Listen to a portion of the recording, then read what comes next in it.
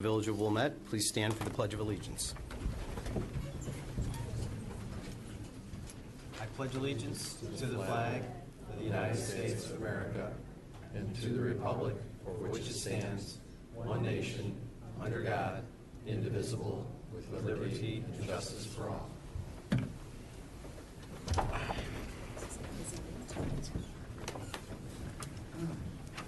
Good evening, and thank you for joining us tonight. As I said, this is a regular meeting of the Board of Trustees of the Village of Wilmette. Happy New Year to everyone.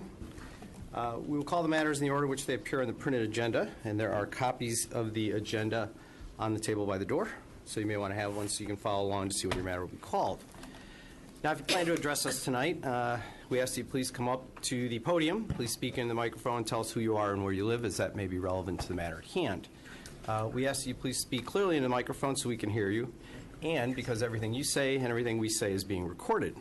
From those recordings, minutes of the meeting are prepared, and these minutes are available both in hard copy form at Village Hall as well as on our website at wilmette.com. Also, our Village Board meetings are televised, and if you look up in the corners of the room, you can actually see the cameras. By televising our meetings, we make it easy for our neighbors in the community to follow the proceedings of the Village Board, see the types of matters that come before us, the questions that we ask, and the policies we create. You can find archived videos of Village Board and other local government meetings at wilmette.com. And I'd like to personally thank all the residents of Wilmette who regularly tune in to follow the workings of their local government. Now, before each meeting, the board receives a packet of agenda materials. These materials are also posted at wilmette.com on the Friday before our meeting so that residents and other interested parties can review the very same materials that the trustees receive. This week's packet contained 1,231 pages. We've had an opportunity to review all the information in the agenda packet, so if you do plan to address us tonight, we ask that you tell us the most relevant, most material, the most important points you really want us to focus on. Finally, we are a community of neighbors, and as such, we want our meetings to be as civil and courteous as possible. So as a courtesy to those around you, please take this time to turn off your mobile devices. And while we're turning off our phones, Madam Clerk, would you please call the roll? Trustee Wolf. Here. Trustee Sullivan. Here. Trustee Plunkett. Here. Trustee Dodd. Here. Trustee Kurzman. Here. Trustee Leonard. Here. President Blinsky. Here. We're all here, so we obviously have a quorum. Next item on the agenda is item 2, public comment. During public comment, we ask if there's any member of the audience who would like to address the board on a matter which is not on the agenda. Members of the audience may address the board on matters which are on tonight's agenda when the particular matter is called. So I'll ask now, is there any member of the audience who would like to address the board on an item which is not on the agenda? Ooh, quite a few tonight. 1, 2, 3, 4, 5, it looks like. Okay, so we'll start in the back. Mr. Weiermuller, come on up. If you address the board as frequently as Mr. Weiermuller does, I will remember your name. So, welcome back. How are you? Mark Weiermuller. It's my first meeting of the year, so I thought I'd come and address the board and just, I have nothing really specific other than property taxes. I'm concerned about property taxes. Hopefully the board's thinking about that. I'm in the real estate business. I feel, from my opinion, is real estate's not going up significantly in Wilmette. Illinois has a declining population. Chicago's got a declining population. Chicago has 15,000 less kids in Chicago public schools, so it's big numbers. So I'm just, I'm hoping the board thinks about this. With some specific things in mind, I see that nursing home thing is on the agenda. That's a block from my house. It seems like that would be a great project. The biggest employers in Wilmette right now are District 39, Loyola High School, the Village, and really, there aren't any really big employers. Maybe Jewel, maybe Walgreens, but it seems like that would be a good thing initially. My mom's in a nursing home. She's actually in a Sunrise nursing home, which is in Wilmette. She's at another location, another town. But it seems like it would be a good thing, and I would support something like that. We want to encourage people to build things in Wilmette, and I'm just kind of concerned with the zoning board. It seems like they put people through the ringer. I was here 13 years ago, and we have an existing non-conforming house that's 3 feet from the property line, and they really put us through the ringer to do an addition. And I don't know if I would do it again. It's just really, it seems like it's really hard to do something here. So I would just ask Wilmette to be more open, try to get people to come here and encourage business, maybe ease up on liquor licenses, just, make it so people say they're business friendly, but that's what I'm thinking. We can maybe increase the tax base and Again, I'm concerned about property taxes. Thank you for letting me speak. Hopefully I didn't go more than 2 minutes here. Oh, thank you, sir. All right, ma'am, I believe you had your hand up. Welcome. Thank you. My name is Lynn Seebacher. My address is 1630 Sheridan Road, Wilmette. I have some prepared comments that I'd like to read. I'm the 1630 Sheridan Corporation Board President, and I'm speaking on behalf of the residents of 1630 that have signed a petition that we are presenting to you this evening. The petition is requesting an amendment to Village Ordinance 2003-073 that would remove the requirement for retrofitting of sprinklers in pre-1975 residential high-rise buildings. Along with the petition that we're going to submit, there's a cover letter that explains our position, as well as a letter that we issued on October 20th, 2017 to the Wilmette Public Safety Committee, and that further details what our position is. I've included copies for each trustee, and we also have copies of the signed petition, the originals available upon request.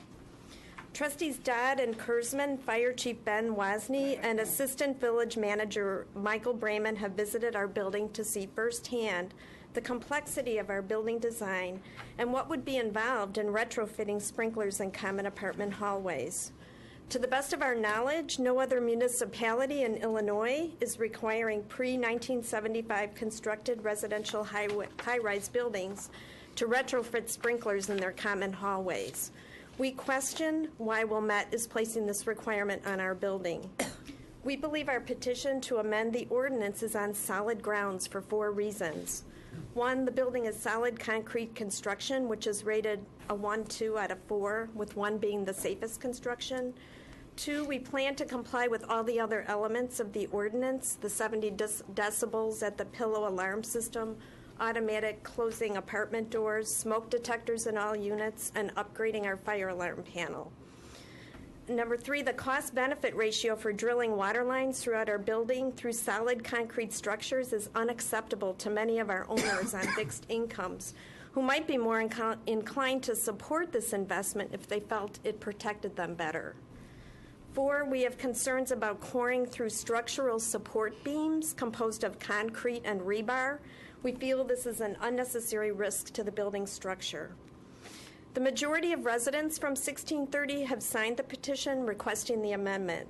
We have 104 apartments, and we have signatures from 91 of those apartments. There's a few that are vacant. In all, we have 125 signatures on our petition. I'm respectfully requesting that you honor the wishes of the 1630 Sheridan Road high-rise residents that signed the petition by granting an amendment to Ordinance 2003-0-73 that removes the requirement for retrofitting of sprinklers in building common hallways not already sprinkled. Thank you for the opportunity to comment. Thank you very much. And Trustee Kurzman, there is a meeting scheduled on this topic. Is that correct? That's correct. Is it January? I believe it's January 30th. Is that right? Okay. Correct. Great. Yes, and you can give those to the clerk, and she will distribute them.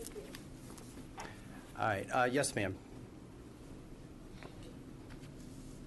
I believe there are 2 more in the row in front of her, right? Right. Okay. Great. Welcome. My name is Elizabeth Goby. I'm a physician living in the 1630 building. I'm also the vice president of the co-op board at 1630. I don't have prepared remarks. I'd like to add to what Lynn just said.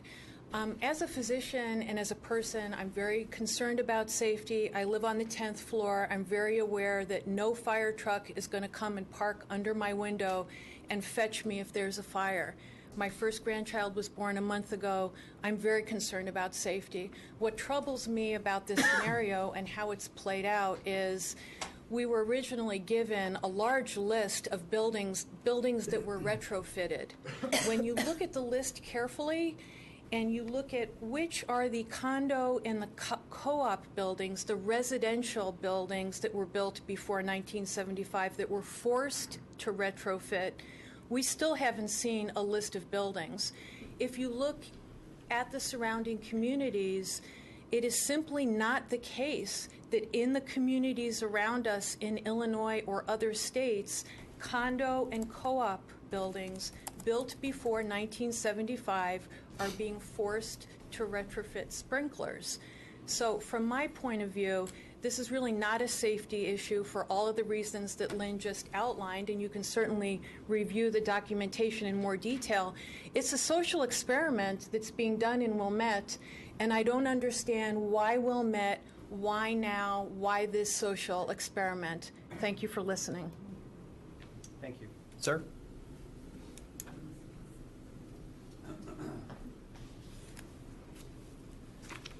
Hi, good evening. My name is Sidney Schneidman, and I'm the co-chair of the building committee at 1500 Sheridan Road.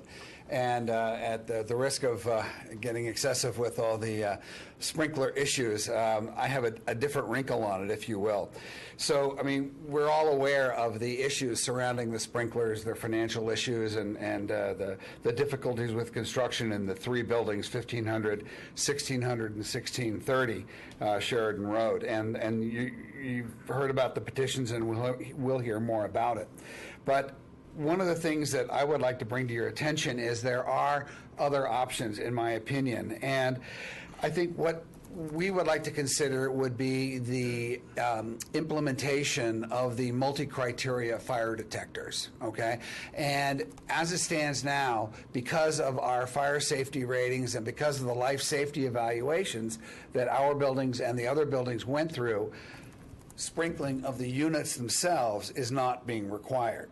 And we're thankful for that. We don't want to do that. But as an option, what I was feeling, and I discussed it with the other buildings, and they seem to be supportive of this concept as well, is that if we put one of these new high-technology multi-detector fire detection systems in each unit, it would be more advantageous. And the idea being that if we put this multi-detector unit, which not only measures smoke, heat, and the rise in temperature and potentially carbon monoxide all in one detector, we would be able to alert the fire panel and the fire department much earlier. All the doors are 90-minute fire-rated doors, so it would be over an hour before smoke that started in one of the units would even get outside of the doors to set off the smoke detectors in the halls, which currently exist and are planned to exist with the upgrade of our fire system. Okay, so I think the fact of the multi-criteria detectors would potentially decrease the false alarms of just having a smoke detector in the unit, and I think decreasing false alarms is certainly something we all definitely want to do.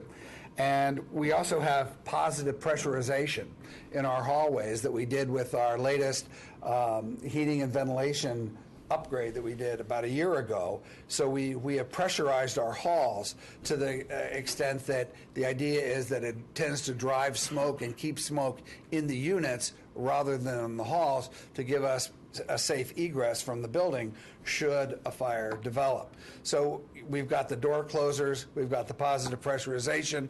If we can get the advanced technology smoke detectors in the units themselves, I think that would put us at a better place than investing in the sprinklers.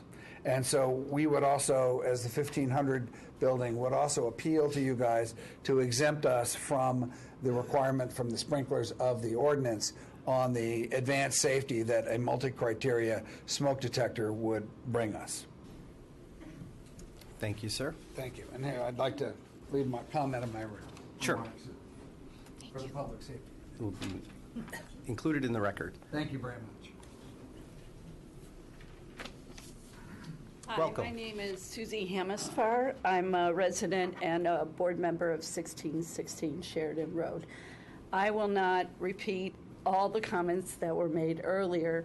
We agree with those. I have a letter here that it educates you even more on all the points that are of concerns to us. And then we also, in addition, have a petition that we'd like to present to you. And then we'd like all this to be a part of public record. Okay.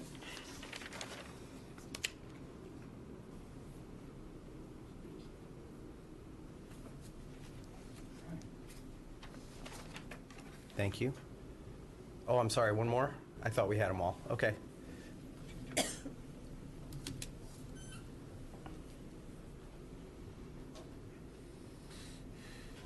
Welcome. Thank you. My name is Penny Fisher, and I'm the president of the 1500 Sheridan Road Board of Homeowners. And I'm not going to reiterate what everyone else has said, but we also have a petition from our homeowners to the point. And we really hope you will take into consideration the suggestion that we're making for these additional addressable smoke detectors. So thank you.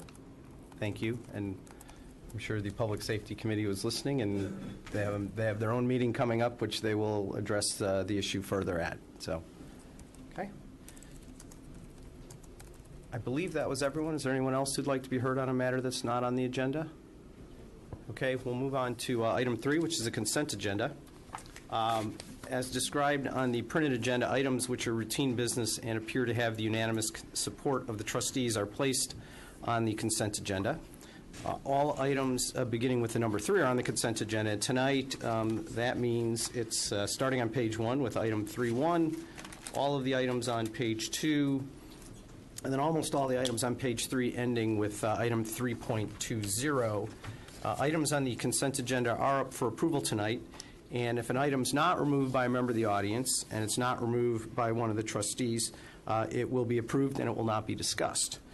So I will begin by asking, is there any member of the audience who would like to remove an item from the consent agenda? Okay, seeing none, I will ask if there's any items that any of the trustees would like to remove from the consent agenda. Okay, also hearing none, I will ask, is there a motion to adopt the consent agenda? So moved. Is there a second? Second. Okay, it's been moved and seconded. Madam Clerk, please call the roll on the motion to adopt the consent agenda. Trustee Wolf. Aye. Trustee Sullivan. Aye. Trustee Plunkett. Aye. Trustee Dodd. Aye. Trustee Kurzman. Aye. Trustee Leonard. Aye. President Blinsky. Aye. The motion carries. The consent agenda has been adopted. If you're here for an item on the consent agenda, it has been approved. And let me clarify for people who are here tonight, again, all of the items beginning with the number 3 has been approved, and that includes land use item 3.5, 3.6, 3.7, 3.8, and 3.9. So if one of those was your item, it's been approved. Let me know further discussion of those items or any of the other items on the consent agenda, so you are free to leave. Of course, you're more than welcome to stay for the rest of the meeting. Now, if you are leaving, it's early, so please stop by one of our restaurants downtown before going home. Next is item 4, report of officers, and we'll start with item 4.1, which is presentation of check for the 2017 Housing Our Own Wilmette raffle to Karen Morgan. And am I calling up former village trustee Cam Kruger for this presentation, or? We are. Okay. Welcome, former trustee Kruger. Thank you. Do you want me to talk here or just speak out to the audience? No, go ahead. Talk in. I mean, you've got TV land here too. Excellent. Take it. Well, I'm not used to being on this side of the desk, so thank you. Thank you for letting us have a little bit of the airtime today during today's meeting, and I want to be sure that everybody at home understands what Housing Our Own Wilmette is and how important this fundraiser is. This is an organization that used to be run by the village, and we privatized it and made it an actual charitable organization that the village helps us support, but financially it's supported by largely the residents and the businesses in the village of Wilmette. Its purpose is to help the elderly and others that cannot stay in the village but have been residents of the village and need a little bit of financial assistance in the village. It relies heavily on our annual fundraising efforts. We have approximately 20 families that we support on it today, and the support is modest, but it's very, very meaningful to them. And so to everybody that bought a raffle ticket, and everybody who we will approach at the different events next year to buy a raffle ticket, thank you very much for your time, and I'd love to present this check. Well, just one other thing. When you renew your vehicle stickers nowadays, so we do that online now, there is a button, isn't there, that you can make a donation also to the Housing Assistance Fund to Housing Our Own Wilmette. So that's another way that residents can make a donation as well. But this fundraiser, I know, has been very successful for the past couple of years, this raffle. Thank you for reminding the residents of that. And they can also go to Housing Our Own Wilmette and donate there as well. But your vehicle sticker payments are going to be coming up pretty soon, and it's very easy to just hit the donate button right there, and it happens automatically. Can you give us 30 seconds about what this organization's all about? Sure. It's actually about a 25 or 30-year-old organization. That it's an actual nonprofit that provides a very modest, $2,000 a year support for families and individuals that are unable to stay in the village for a variety of reasons.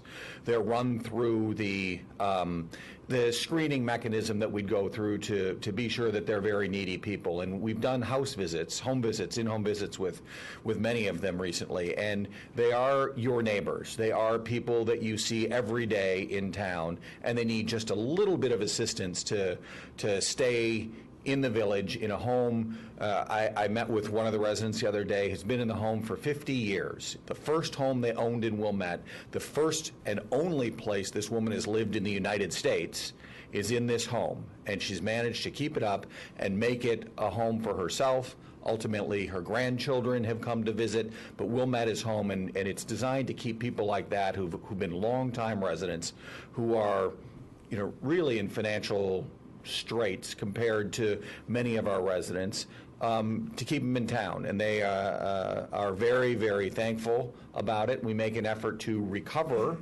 the funds if it's in the form of property tax support, when the house changes hands. And we've had people in the past several years that have actually graduated from the program that don't need assistance anymore. So it's not designed to be permanent forever assistance, but short-term assistance to help people get back on their feet or stay in the village for a longer period of time. That's great. Thank you very much. And this was, as Trustee Wolf, you're our representative on the board now, aren't you? Yes. So this was actually a village program, the Housing Assistance Program, and we moved it into the not-for-profit, created the not-for-profit, and it's just been very successful, and residents have really opened their hearts and their wallets to help support the program. So I don't know, Trustee Wolf, if you want to add anything, please don't feel the need to, but... Okay. Yeah, it's elderly, and some of the people who take advantage of it are some younger people who have a lot of family ties, and it's important for them to be able to stay in the area, too. So it's really families and people of all ages, just to help them remain part of the community. And I understand we're going to be meeting in the near future. I understand we have someone else who's applied for assistance, so we're actually looking to expand the program because it has been so successful. Great. All right, so you have a... Thank you for your support. Do you mind if I just say a couple words?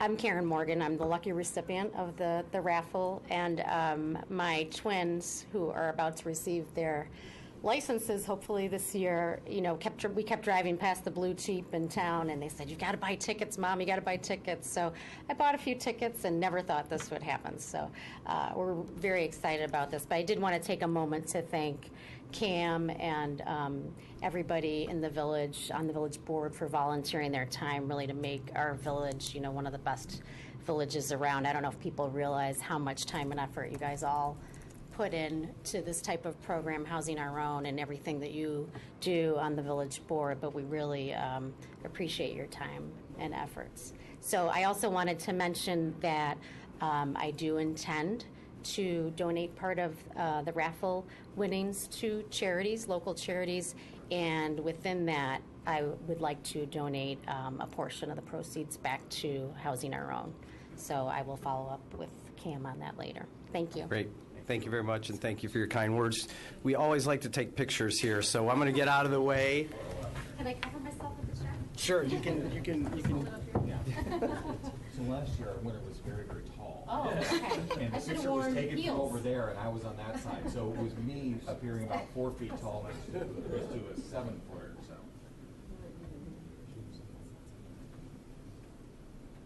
You want to take a bunch? Maybe some video. Or maybe just one. Here's all the It's always on our minds. Good. Thank you very much. Appreciate it. It only takes one ticket, and that's good. Thank you.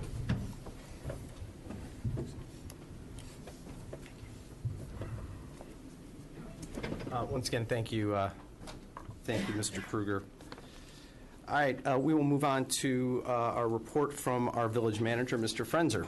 Thank you, Mr. President. First, two quick announcements. This week is the last week for Christmas tree collection. For those who have a natural tree, would like to have it picked up. Needs to be done before the end of the week. We also ask that you remember to place the tree where your normal household waste is collected. In particular, if you have alley pickup, please do not put the tree at the curb. It needs to go right where your usual collection is done. So if you have alley pickup, please place it in the alley, and we'll be sure to take care of it. And what does not end this week, but will end on January 31st, is if you have holiday lights that you would like to dispose of, we encourage you to bring them to the Public Works facility at 711 Laramie Avenue, which is south of Lake. We have bins there that are accessible 24 hours a day for recycling of your holiday lights. We ask you, if you'd like to bring your lights there, please make sure that it's just the lights, no garland, no live greens or other decorations on them. It can only be the lights, but that's available for your convenience at any time right through the 31st of the month.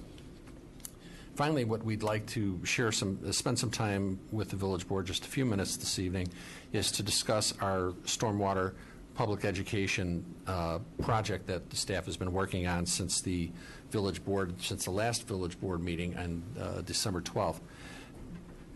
Since that time, the staff has put together what amounts to a multi-platform educational and public information initiative in order to make sure residents are fully informed about the village's work on stormwater, the upcoming decision-making process that the village board has, and multiple channels of communication with the village to be able to share for residents to share their opinions with us. And I'd like to call upon Assistant Village Manager Mike Brayman to do a brief presentation of some of the elements that are part of this program. Thank you. So when the village board last met, what staff had heard and the direction we took was that it's very important to engage the community, not only to educate on the three options under consideration, but to ensure that we continue our transparent and open process and that we're gathering feedback from the entire community as we move towards a decision.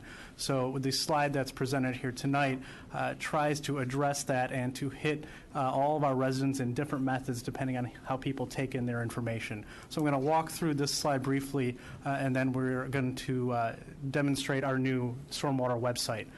So we have a new microsite that's dedicated just to the stormwater improvement project. We do have information on our existing village website, but this is an easier way for residents to get information at their fingertips on the most important aspects of this project, and we'll present that after. We are rolling out a new community engagement platform online.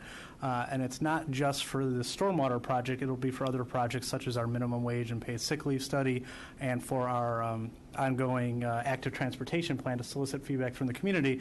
But it's a good way to engage the community in a thoughtful process that allows interaction amongst residents and amongst village staff. So this will be our first opportunity to use it. We're very excited, and I think it'll provide a lot of good feedback to the village board. We're also going to be producing public information videos. We'll be working with our cable department. We'll post these videos on our new stormwater website. We'll air them leading into our village board meetings and try to get them out there in other ways as well, including our e-news and our Nextdoor and Facebook and Twitter apps. I think most importantly, we're going to be doing several direct mail pieces to make sure that we can get our information in the hands of all of our residents. So our first piece is going to be going out at the end of this month. It'll be 4 pages. It'll address the problem that we're trying to address. It'll discuss the 3 options under consideration and the cost. And it'll also lay out the public process that has led us to this point, as well as the process we're talking about is now, so that residents fully understand their opportunities to engage and interact and provide feedback to us. We'll be having 2 open houses, one in February and one in March. They'll both be here at Village Hall. There'll be different stations throughout the building, starting in the lobby, up here in the training room in the council chambers. The stations will discuss the different meetings we've had to date in our process, the improvements. There'll be a ongoing PowerPoint slide presentation. There'll be a station on the cost and the impact. and all the other different aspects of the project. That'll be a really good opportunity for residents to engage informally with village staff and our consultant engineers. We'll then be doing another mail piece through our communicator, either on the front page or as a direct insert, continuing the theme that we're discussing here tonight. And then a final direct mail piece, just a postcard, not the full communicator or a four-pager, but just to remind residents that our final decision meeting, where it's anticipated that the board will make a decision, is coming up. And based on feedback from the board, it appears that we have all 7 board members available on April 17th for that meeting. So that is about 2.5 months out, but that's the time we feel is necessary to put all the logistics in place to get this information out there to the residents and allow them to provide the feedback that we are seeking.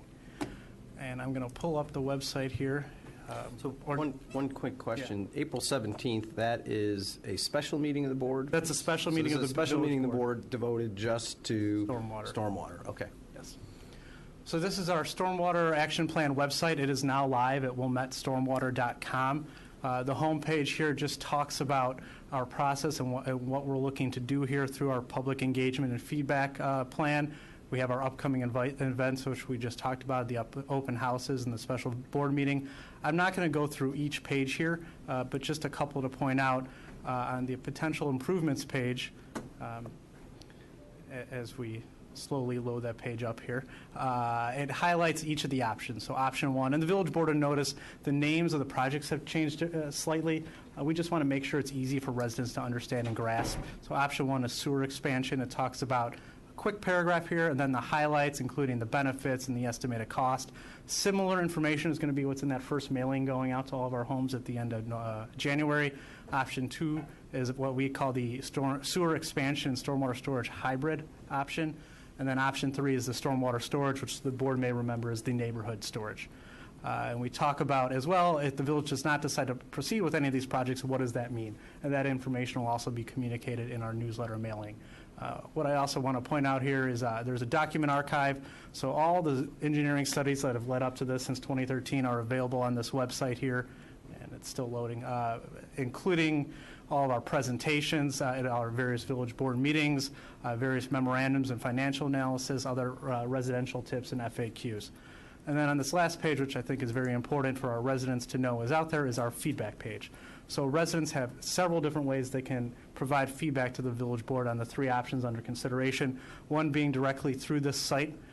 You can fill out this form here. It's really simple. All that's required is your name and your feedback. We do ask for a street address and an email address. This feedback goes to our sewers@wilmette.com account, which will then be provided to the village board in advance of our April 17th meeting. We've talked about our open houses. We've talked about our community engagement platform. And of course, we remind residents that all of our village board meetings are open to the public, and public comment is welcome and appreciated as we move forward towards our April 17th decision timeline. So this is live. Our MindMixer site will also be live as well tomorrow, and we're going to start working to get this information out in our e-news and on our various social media sites right away. Several new things, I think, with this, just to remind the board. We did have a recent intergovernmental cooperation for a customer satisfaction survey, which we did with the other units of local government here. And as you can see, while we're, for the first time, trying to engage with a separate webpage microsite and as well as a new engagement platform going forward, that survey also brought home to us the importance to residents of direct mail, that actually the feedback from that was that's still a significant form of communication that people want. We've tried this time to also use professional assistance in designing the site. So as you can see, the microsite, it's quite clean. It's very easy to navigate and very straightforward. That's also going to be the practice with the direct mail materials we have going forward, try to make them as informative and friendly to read and assimilate information to as possible. So there are some of our new initiatives that we're using here to try and, I think as Mike said, have as many different platforms and means of communication as we can get in the relatively short period of time between now and mid-April. Any questions from any of the trustees? Trustee Dodd? One question, which was, are we looking for residents to provide us with what option they would be most interested in us pursuing? Yes, that's definitely an aspect of all this, and we want to hear that. It'll help the village board, frame their decision. And that is on our Mind Mixer site. There is a survey, which isn't scientific, and we recognize that, but it does prompt residents to select which of the projects they prefer, and then there's an opportunity to provide comment as to why. Okay, so where's that survey? It'll be linked from this site here, but it's at wilmet.mindmixer.com. But I think it's important to understand it's not scientific. It's intended to allow residents to engage the board and provide some feedback, so we have an understanding of where folks in the community stand on these 3 improvements. And that'll be in all of the materials. People will be able to easily access all of our different ways to contact us.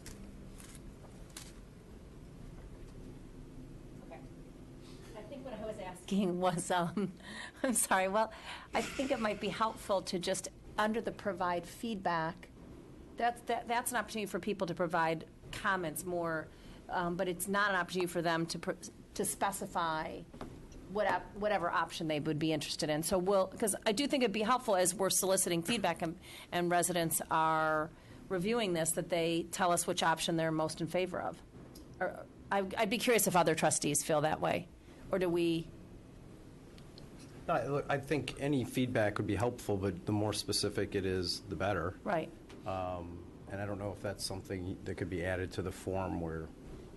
We could probably, if the board wants, I'm sure we can add buttons as part of the feedback section that say, please identify which project you prefer, option 1, 2, 3, or none of the above. I didn't design the website, but I'm sure our designer can do that, and we can check. And let me click here. I do think the important thing is that people... There's 2 elements to this. First, people have to understand what the options are. Right. And then have an opinion. If you have an opinion without understanding the options, your opinion actually isn't all that valid yet at this point. That's why I was asking about a survey. This is the Mind Mixer. This is the Mind Mixer website that links. So you learn about the project on the microsite. It then links to Mind Mixer, which is our community engagement portal. And the first thing that pops up is that survey. Which of the following improvements would you like to see implemented? I'm not logged in, so I can't really proceed, but you'd click and you would log in. You'd provide comments as well if you chose to after that. And there's also a second survey if the village decides to implement one of the stormwater solutions. How would you suggest we finance it? And that talks about the sewer fee, a new stormwater utility fee, or another option. Maybe I think property tax is the other one. So we have that out there, but we want to make sure folks are educated and then get linked to the survey, but we can look at adding those toggle buttons. I think, sorry, go ahead, Julie. I wonder if it might be helpful on that other one to voice your opinion on which option you prefer, please go to this link. Yes, and actually, Mr.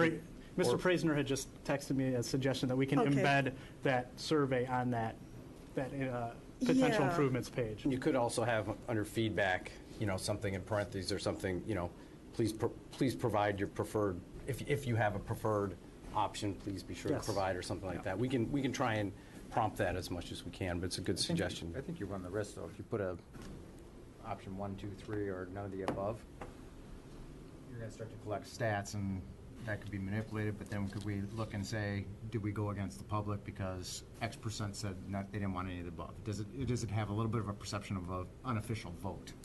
So I think the more specific you get like that, we run the risk of potentially having it look like... Because it's not scientific at the end of the day. Because it's not scientific, and somebody could go in there unlimited times and enter a different name and say, no, I don't want this, then you end up with however long a person has to manipulate the system. And that's the advantage. That's a concern we've discussed internally.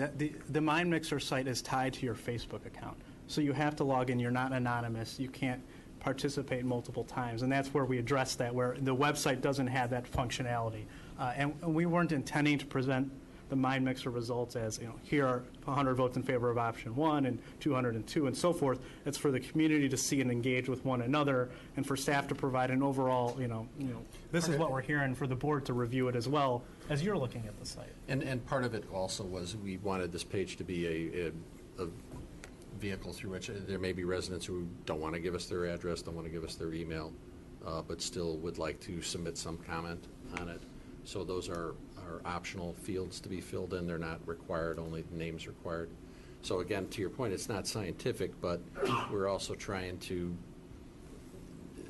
there's slight differences between the different platforms. One As was said, the Mind Mixer one is going to require you to have to log on as a Facebook user. This one doesn't require you to give us any identifier other than a name. And plus, you can still just send us an email. Yes. You know, you can still. Or a letter.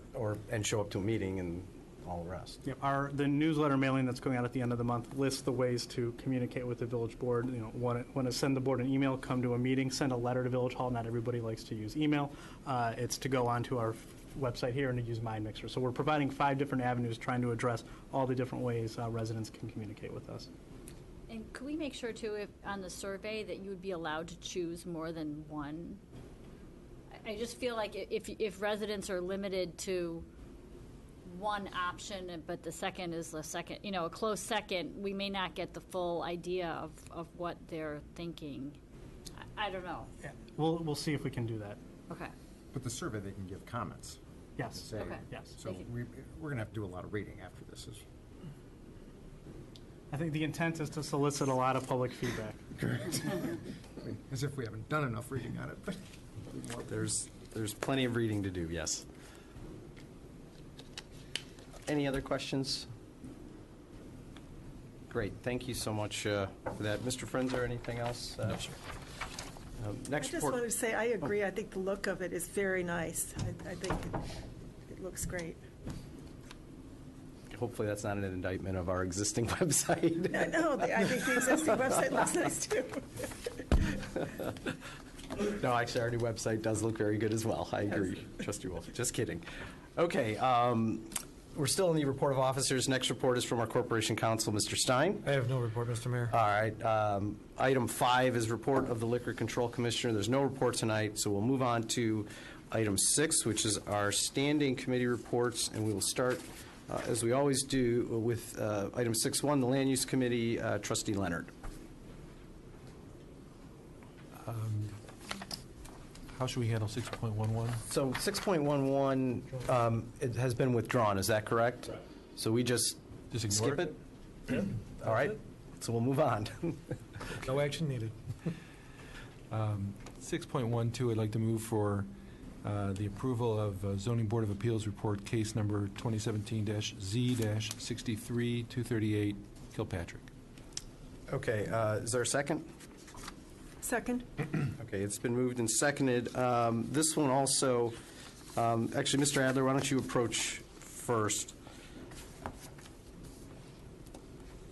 So I know there was a communication from the staff about the applicant changing their plans quite dramatically and suggesting that perhaps remanding this to the zoning board would be the appropriate case. Has there been any communication with the applicant? Yes, and I believe the applicant's here and might want to say a couple of words, but the applicant understands that it was staff's recommendation to send it back to the zoning board to have them find facts on the revised application.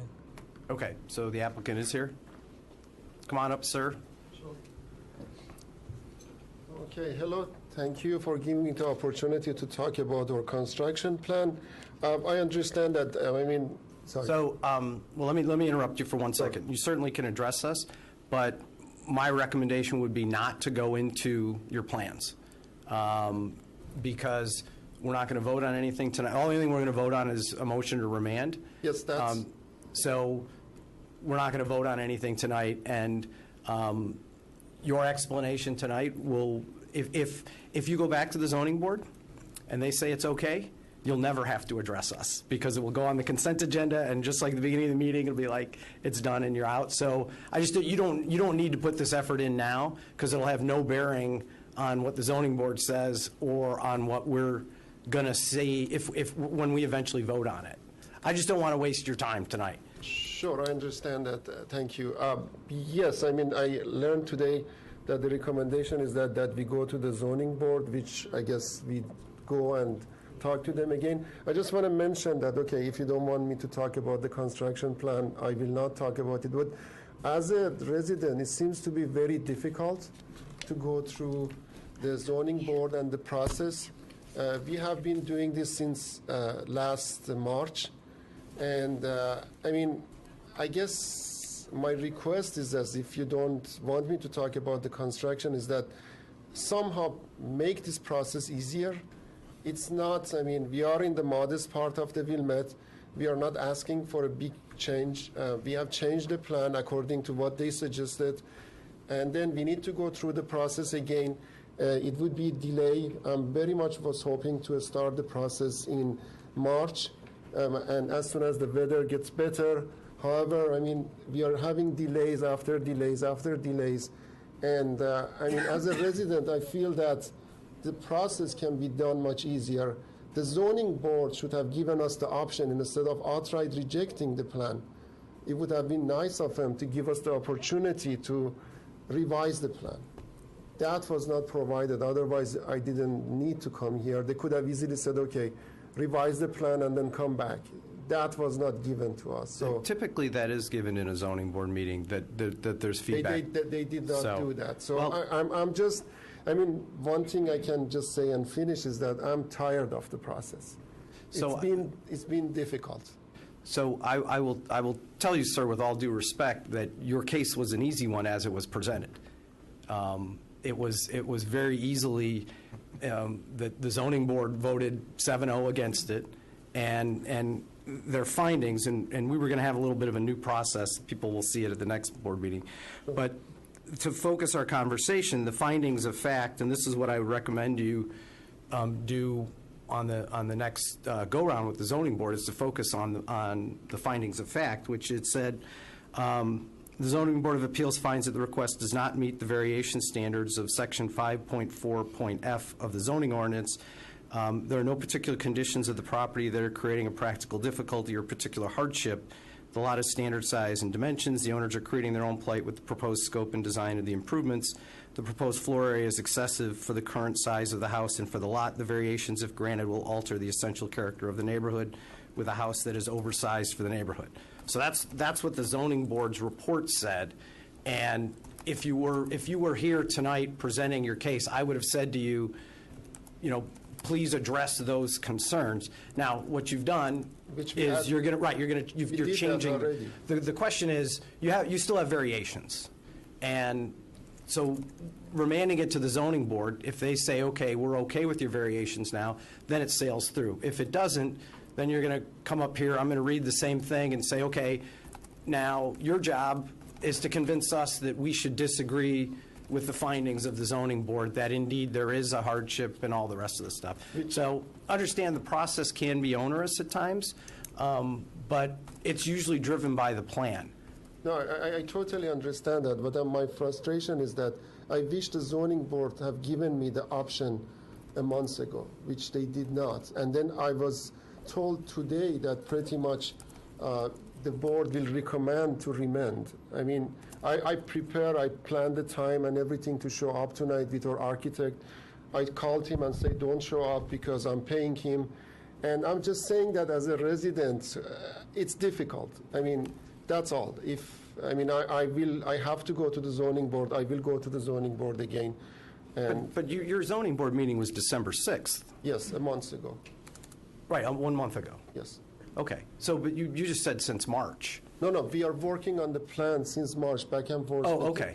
Okay. To come up with something that matches to our needs and also to what is required by the code. Okay. So again, my recommendation would be to focus on the hardship, because to get a zoning variance, in particular the type that you're asking for, which is floor area variance, you need to show the hardship. Sure. So that it's not just, I'd like a bigger home. No. I mean, I totally understand, okay. And that's the thing that we changed after the zoning board. But I wish they would have given me the option that, okay, then instead of coming here tonight, I would have gone to the zoning board, like which is happening the next few days or next week. And now the second zoning board that I need to go is February. And then after that, then... Well, that was the result. We didn't have a meeting on the day after Christmas. So we skipped a meeting. The village board doesn't meet on December 26th. That's why the timing is such as it is. Things could have been easier, and if you can make the process easier, I appreciate it. That's okay. all. Well, thank you for your feedback. And please understand, all I was trying to do is provide you with a little bit of guidance for when you go back to the zoning board and when you come back and front of us. Sure. I read the report completely, and then we did our best to address it. And then we prepared the plan, and then today I received a communication from Ms. Roberts that the board has decided to remand. I said, fine. But since I've already planned to show up, I just come in and say that, okay, the process is difficult, and if you can, please make it easier. I wish the board would have allowed us to say, okay, we give you option, go back and change this and come back. That's Okay. what I'm asking. Great. Thank you All right. very much. Thank you. Okay, so, yes, so I guess we'll entertain a motion to remand item 6.12 back to the zoning board. So moved. Is there a second? Second. All right, I think we do a voice vote on this, Yes. right? All those in favor say aye. Aye. Aye. Are there any opposed? Okay, so item 6.12 has been remanded to the zoning board. Do I need to do two motions here? Yes, motion to remove from the table. Item number 6.13, I like to suggest we remove from the table Plan Commission Report Case Number 2017-P-04, 333 Ridge Road. Okay, is there a second? Second. All right, so there's a motion to remove from the table. All those in favor say aye. Aye. Aye. Aye. Are there any opposed? All right, so it's been removed from the table. Motion to No. approve. Motion approved. 6.13, I'd like to make a motion to approve Plan Commission Report Case 2017-P-04, 333 Ridge Road. Okay, is there a second? Second. All right, it's been moved and seconded. I guess the applicant, would the applicant please come forward?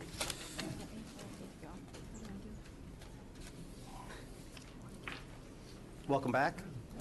Good to be back, thank you. So we had a meeting in December 12th, I believe? 12.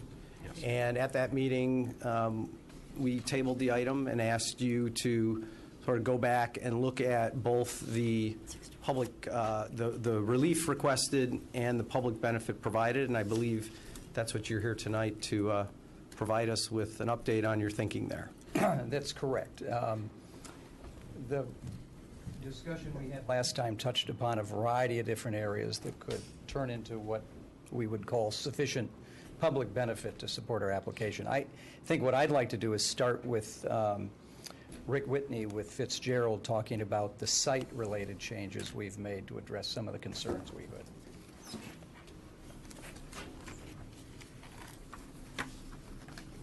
Thank you. Let me pull it up here. Hold up. Okay, great. Okay,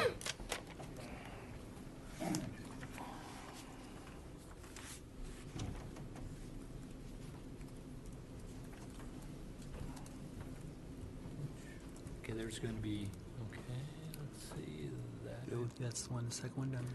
That's the loading. I think that's the only one right here. That's correct.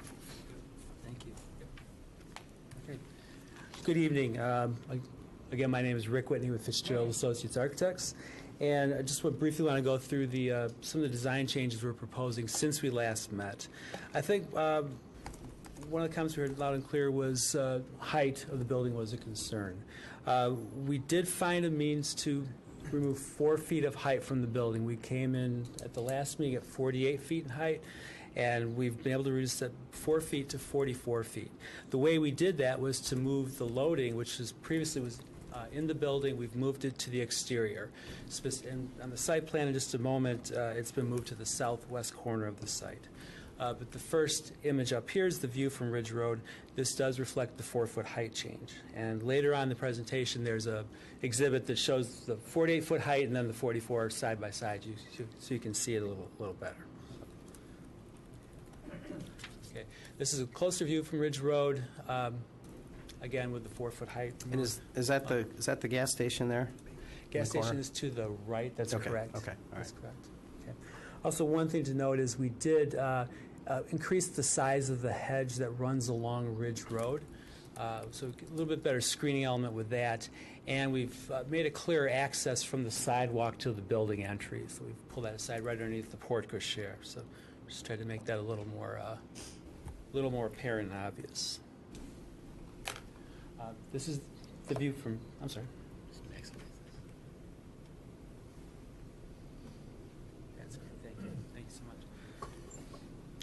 The next view is from Wilmette Avenue, looking towards the east.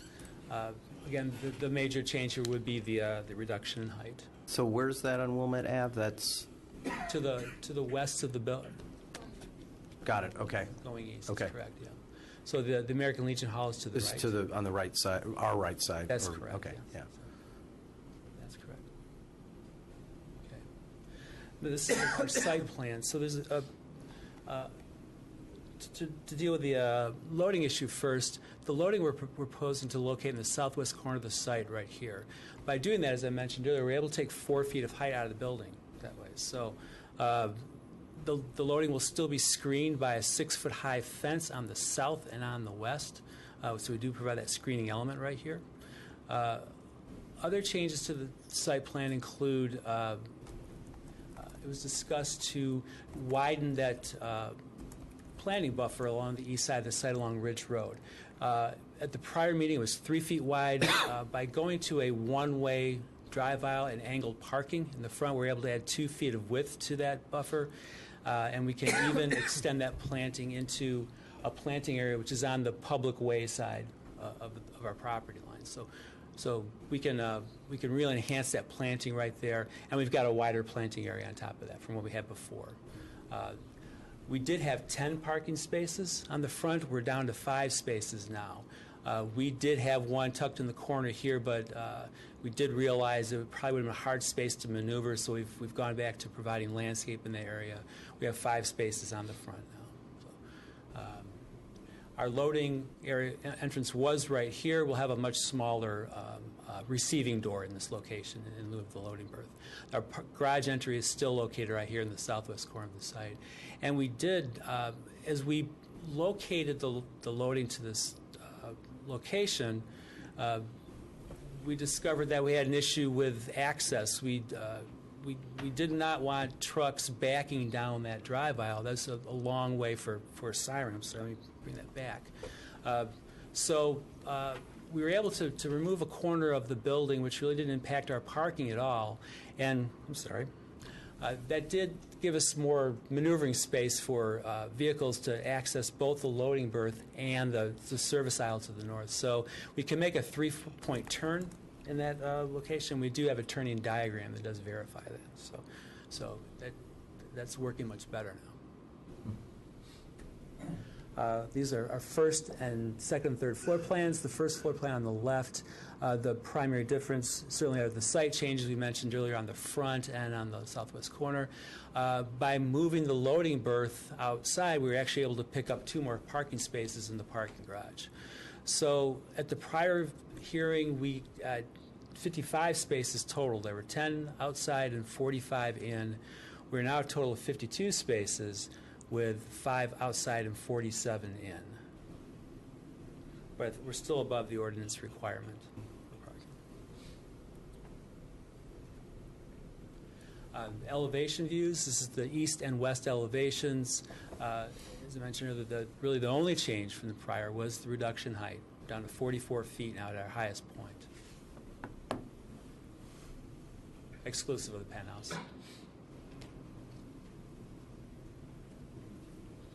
The south and north elevations, again, reduction height is the major change here.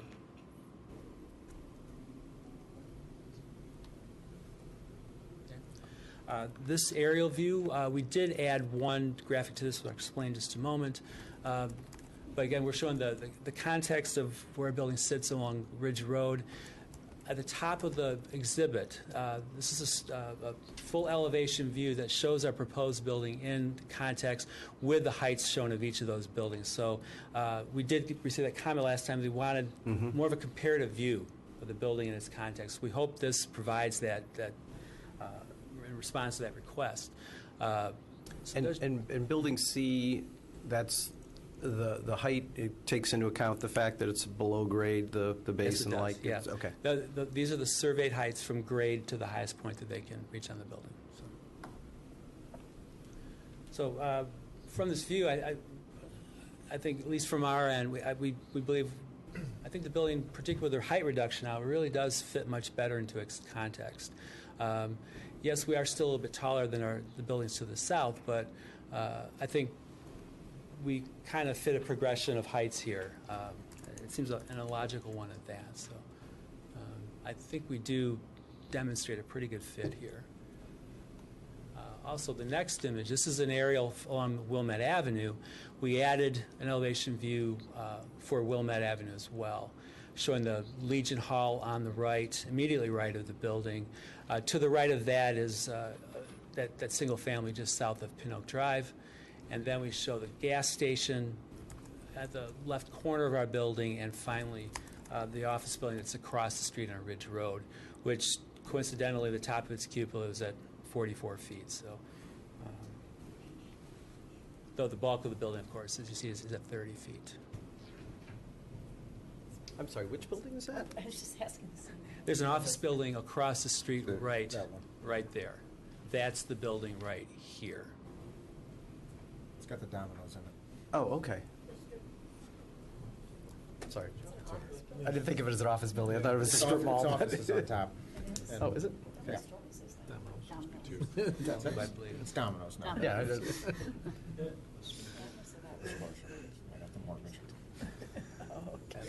And then the final exhibit is one we added from the last meeting, and this is that comparison view. At the top is as we presented at the December Village Board hearing, with the 48-foot height. The image on the bottom is the revised 44-foot height. So it's a subtle difference, but I think even between the two is a noticeable one. So and those are the changes we proposed. Happy to answer any questions you have. Sir. Regarding the loading change, will there be any differences in noise pollution, exhaust to the neighbors? I mean, will there be those types of effects by having it outside versus inside?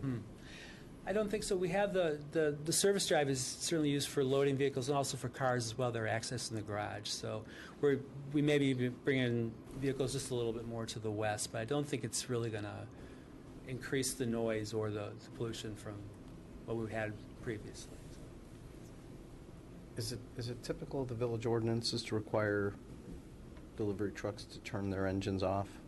Is that in our ordinances at all? It's not in our ordinances. We've essentially worked with certain other uses like grocery stores and whatnot to get them as part of nuisance or code compliance to get them to turn off or not idle the vehicles while they're making deliveries. I also believe that Mr. Hicks, when I met with him, described that the frequency of the deliveries isn't going to be something that's significant. Is that correct, Mr. Hicks? This is like a weekly drop-off from Cisco kind of thing, as opposed to exactly multiple. More or less 2 to 3 deliveries for food per week, 2 per month for medical supplies.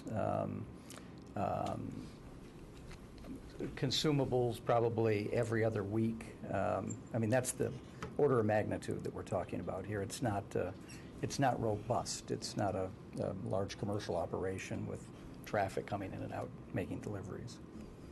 Okay. The fence you're going to put around the loading, can you tell me how that's going to look? I'm sorry? The fence that you're going to install around sure. the loading? It shows up in the elevation, our south elevation. So this view right here, that loading is going to occur in this area right here. So there's a 6-foot fence that comes through here that will turn at the corner. I can show you on the west elevation, which is the prior slide. It turns the corner right here. So that's where that loading is located. And what's the composition of that fence? It'll be a solid fence. We're probably going to do a wood fence here. So, Is there a sound attenuation quality to it, or? if we do a shadow box type fence, yeah, that'll help mitigate some noise, certainly. So, because it does provide that baffle to cut noise somewhat. So. I think anything that can be done, even though it's not going to be a very frequent loading, I think anything can be done to help the neighbors be protected from that. We'd be happy to look if there's any enhancement we can do to the fence to treat that acoustically. We'd be happy to do that. Probably fairly easy and inexpensive to do it up front. Yeah, exactly. Yeah. So, yeah, we'd be definitely willing to look at that. So. Yeah. Can you show on one of those pictures where the access, I assume you'll need more visitor parking other than those 5 spaces in front. That's correct. Do you have other dedicated indoor then visitor parking, and where would they access? So, well, Jeff, if we're ready to commit to, yeah. So we'll make spaces within the parking garage available for visitors. Jay, you probably see better what your maximum staff usage is for parking. Sure. So, Well, we're really looking at the spaces we have. Yet we fully intend on designating spaces for visitors. They get priority, obviously. So we're open to suggestions. The precise placement of the door from the garage to the first floor is yet to be determined. We were talking about that earlier, but we're happy to designate certainly the first row, maybe the first 2 rows for visitors. That's something we'd entertain anyway, giving them preference in parking. And you'd have enough, considering your amount of staff? Yes. At any given time? Yes. What's the typical staffing at any given time? The first shift is probably the highest at 22, but not everybody drives. And again, on parking, we're exceeding your requirement. We're exceeding our own internal requirement.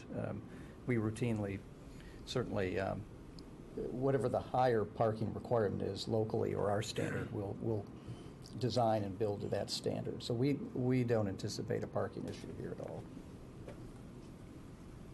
Trustee Dunn. So I do want to go back to add another question about the parking. So you have 5 parking spots on the outside, and then, did you say 47 on the inside? Correct. Okay. And you said there's roughly staff is 22, and then does that include administration and things like that as well? Yes. Okay. Some of the shifts, we have shifts, as we've kind of right. discussed in the past. Not all the positions operate on those shifts. Some straddle those shifts. Yep. So it's kind of an ebb and flow throughout the day, which is Okay. good Yep. because it minimizes, the impact at shift changes and things of that sort. And so is there, obviously, you would have adequate parking unless there is an event happening at the facility or a significant holiday where lots of people are actually visiting. I assume you'll have, it's a memory care, so I assume you'll have like a common area that families would be going or a lunch Sure, place to absolutely. eat. So where is additional parking for visitors, just when there isn't parking in the garage? Would they park, because they can't park on Ridge there? Well, maybe I can help with that. Okay. There are certain days of the year where there's exceptionally high visitation. What we'll do is have a shuttle, work with a church or a school, something very close by, to keep people off street, and then run a shuttle service back and forth on those big holidays. And that's worked well with, over the years, and we've never had any problems with that. And then I just had one more question about the loading, just mostly to make sure I understand. So the trucks come in and are delivering food or whatever, they pull up to this loading area, and then do they, Oh, sure. so it used to be underground where the parking was? It wasn't underground, but it was within the building on the first floor. Yes. It was on the first floor. And so they'll go through, they'll deliver the goods or whatever they're delivering, they'll just put it on a dolly or whatever and take it through that's what they'll do? Okay. Yeah. And that's acceptable to the delivery? I mean, I think this is just a lack of understanding of. No, it is.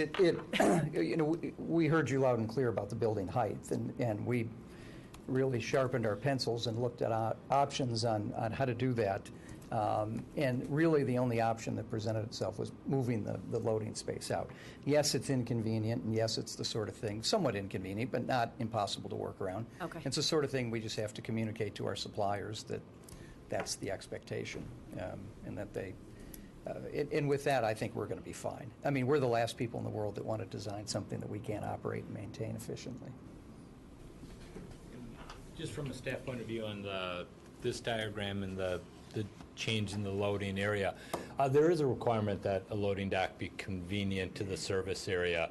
I mean, that's up for interpretation, but I suspect what might happen here, since I believe that where their driveway is shown, where the loading dock currently is, that's going to be shut off. I wouldn't be surprised if the trucks just don't pull right in front of that service area and unload there. It wouldn't surprise me if that's, ultimately how it's serviced on occasion.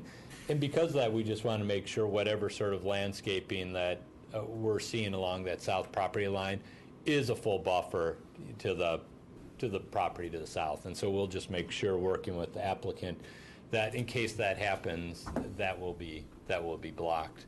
The other thing, depending on what happens tonight, we could take a look at this between preliminary and final. But we just received this turning diagram, and it's fairly tight, and there's just a concern how tight it is, and it might be fine, but we just saw it for the first time tonight, and we would want to make sure between now and final that it's going to function, and vehicles are going to be able to pull in and actually not have to back out. So, and I guess those are the two comments from staff on the loading area.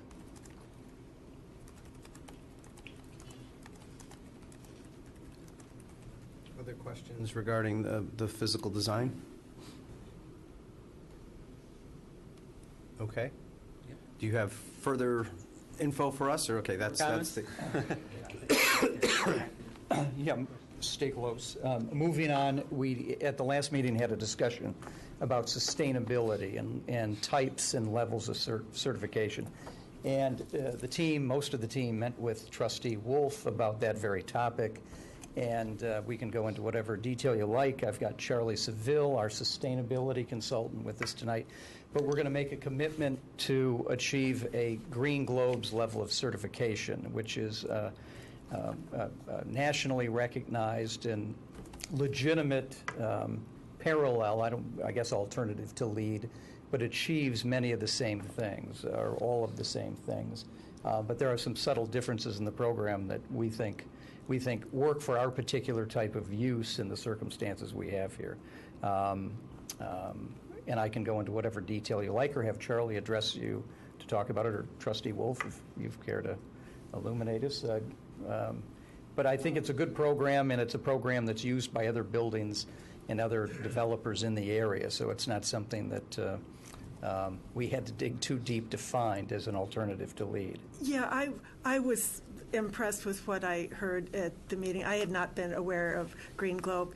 As I understand, it's been in use in Europe and then in Canada, and it's making its way to the U.S. Interestingly, I was at a Go Green Illinois meeting this afternoon, and they were talking about it there. It's a group of environmental groups throughout this area. But I did a little research on my own, and other board members might be interested to hear that the Whole Foods on Green Bay Road, just barely into Evanston, is Green Globe certified, as are a number of other Whole Foods locations. The other one, I don't know. I'm familiar with the Walgreens that's on Chicago Avenue, the very south edge of Evanston. That's also Green Globe certified. And there's of all things, an office building in Schaumburg that I've been to that also is.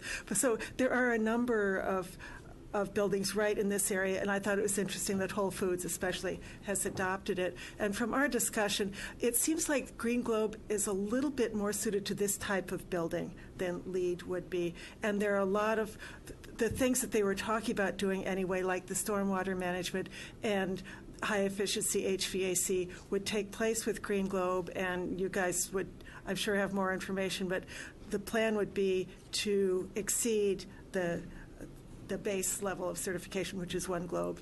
The way this building is looking, it would exceed that, which is apples to apples. It's like almost a LEED silver. So it's a very substantial certification and substantial level that they would achieve. So I thought it sounded like a great way to go. Thank you. It was new to us, so we had to familiarize ourselves with it and what it entailed. But we're pleased with it, and we think we'll get the recognition we think we should get for a lot of the things that we build into our building as a matter of course, whether sustainability is discussed with the municipality or not.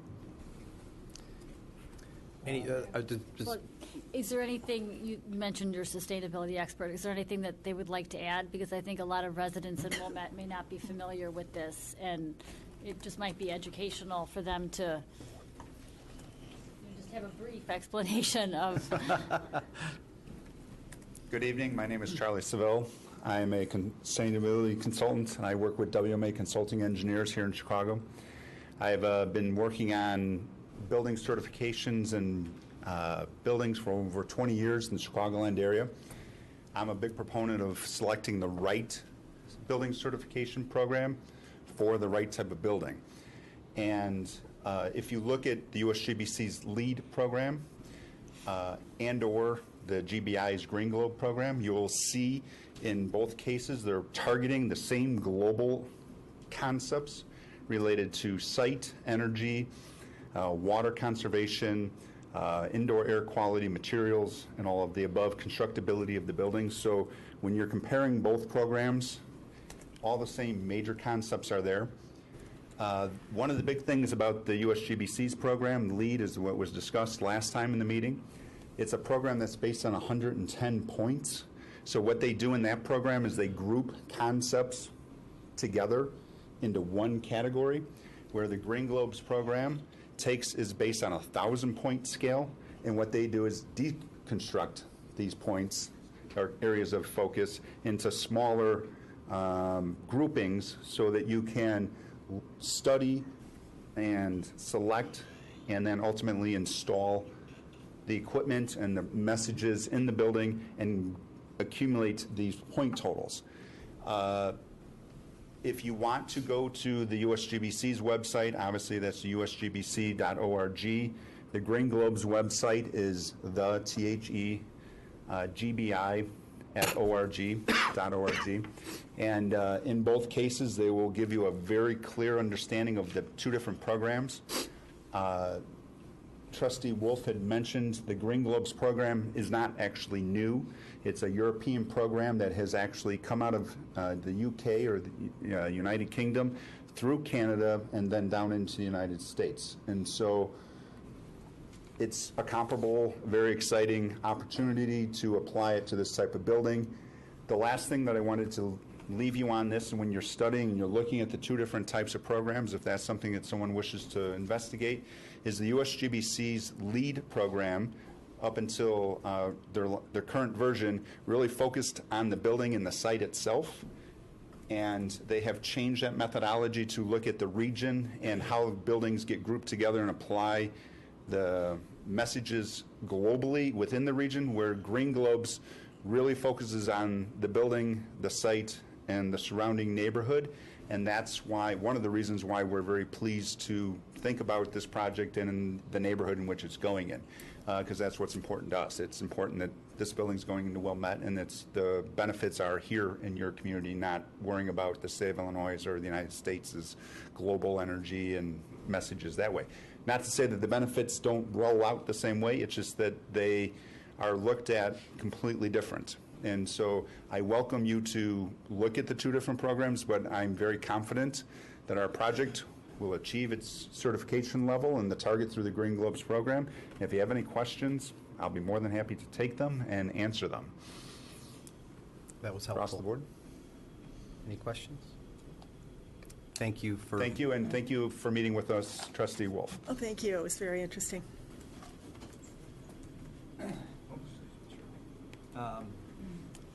And then moving on with some of the other topics that we talked about at the last meeting, and I've had conversations with the staff about since we last met. One has to do with Housing Our Own Wilmette. Very timely that they were on the agenda tonight. Sounds like a wonderful program, and I'm prepared to commit artists to donating, without the sale of any raffle tickets, $10,000 per year, beginning 1 year after occupancy.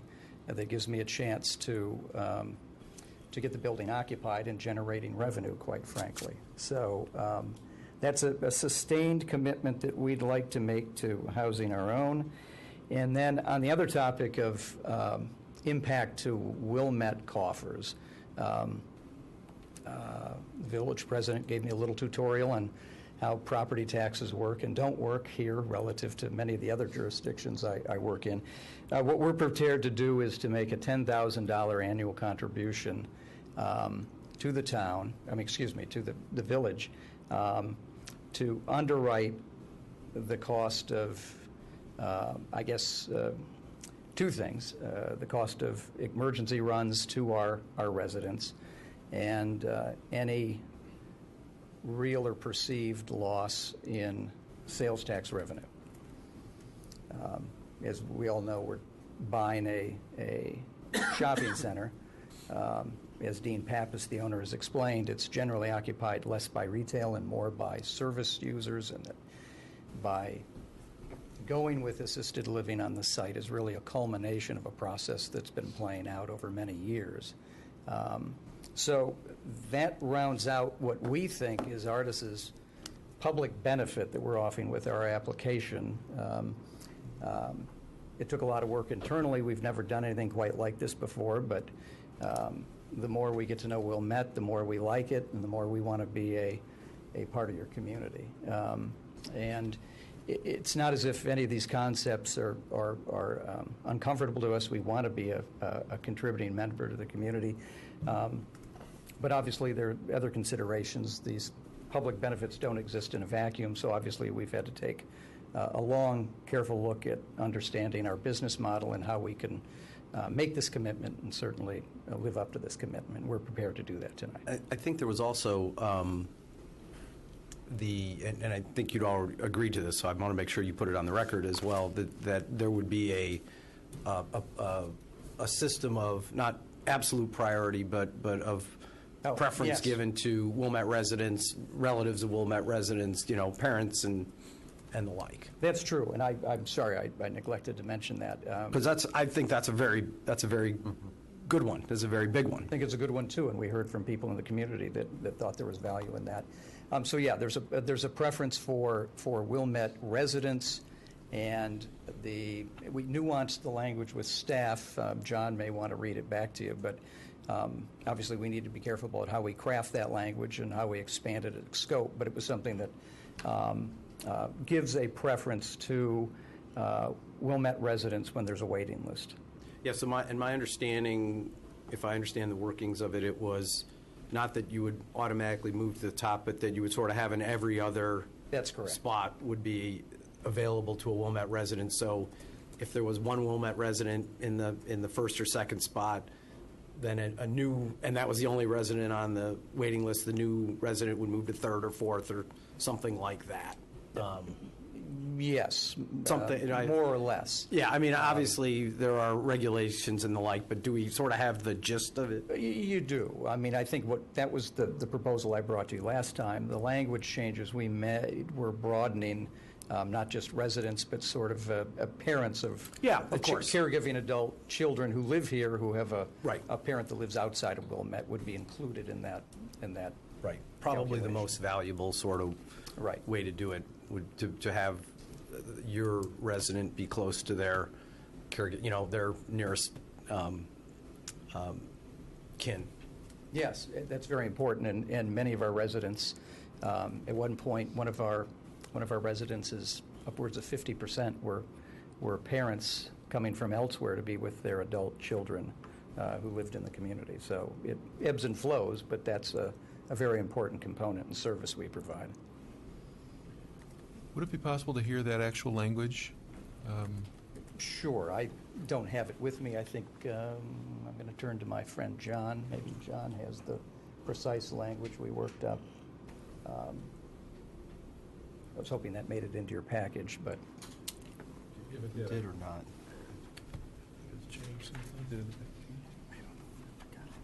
I don't remember.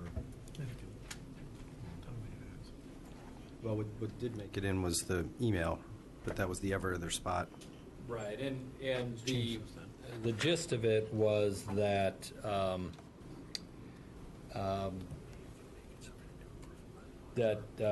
artists will offer preferred status to Wilmette residents or children, siblings, parents, or grandparents of Wilmette residents. The preferred status would be offered in a frequency of no less than every second opening that arises.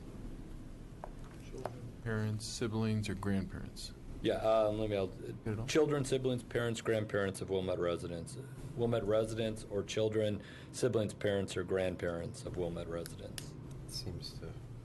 That was the change we siblings, made parents, from last grandparents. week. It seems to Just want to make sure we're covering all bases. Yeah, I think we.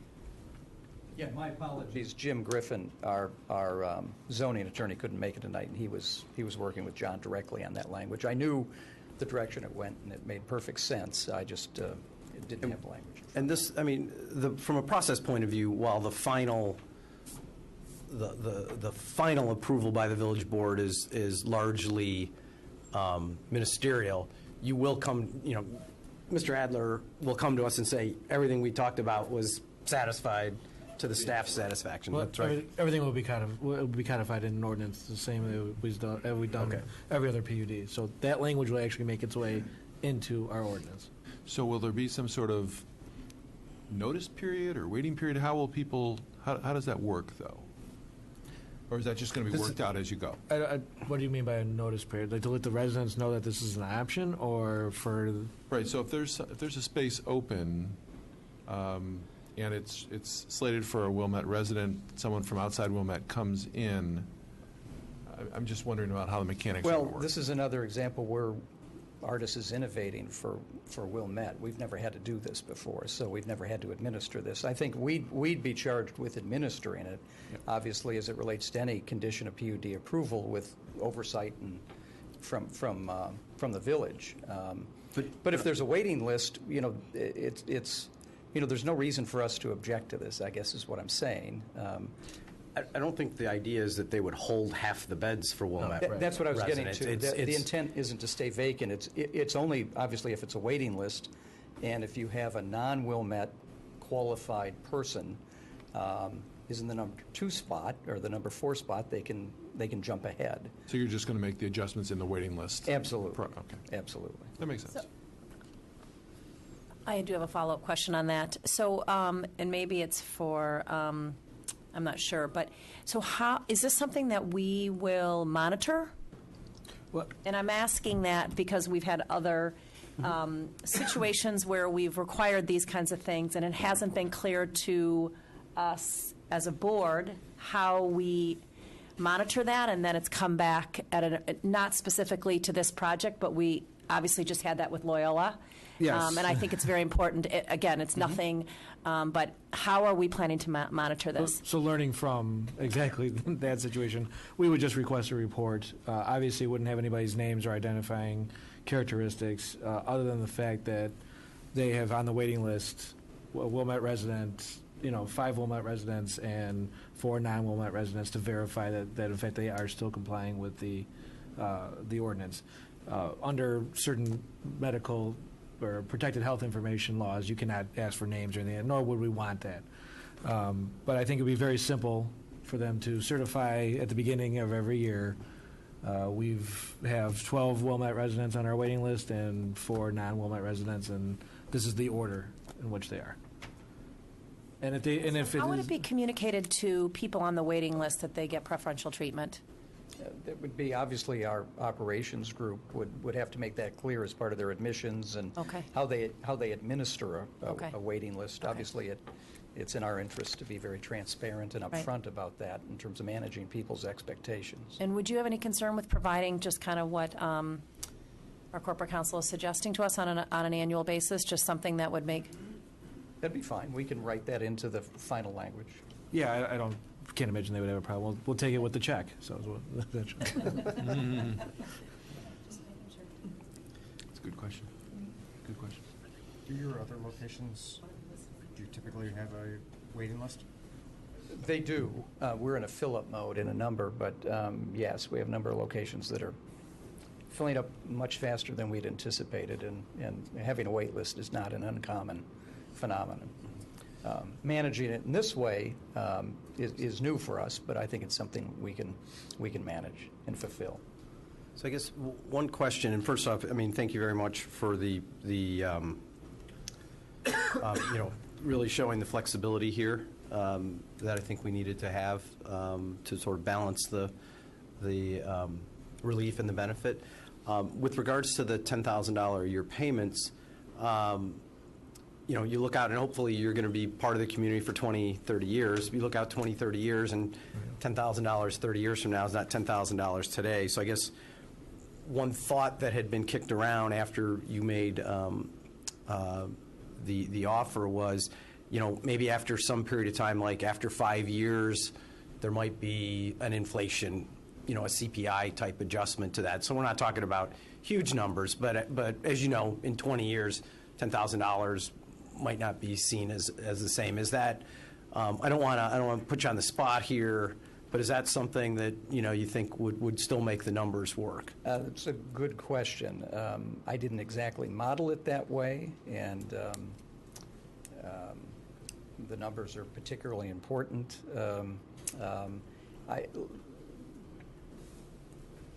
I'd certainly consider that. I'm hard-pressed to tell you the impacts and how that affects the numbers going forward, quite frankly.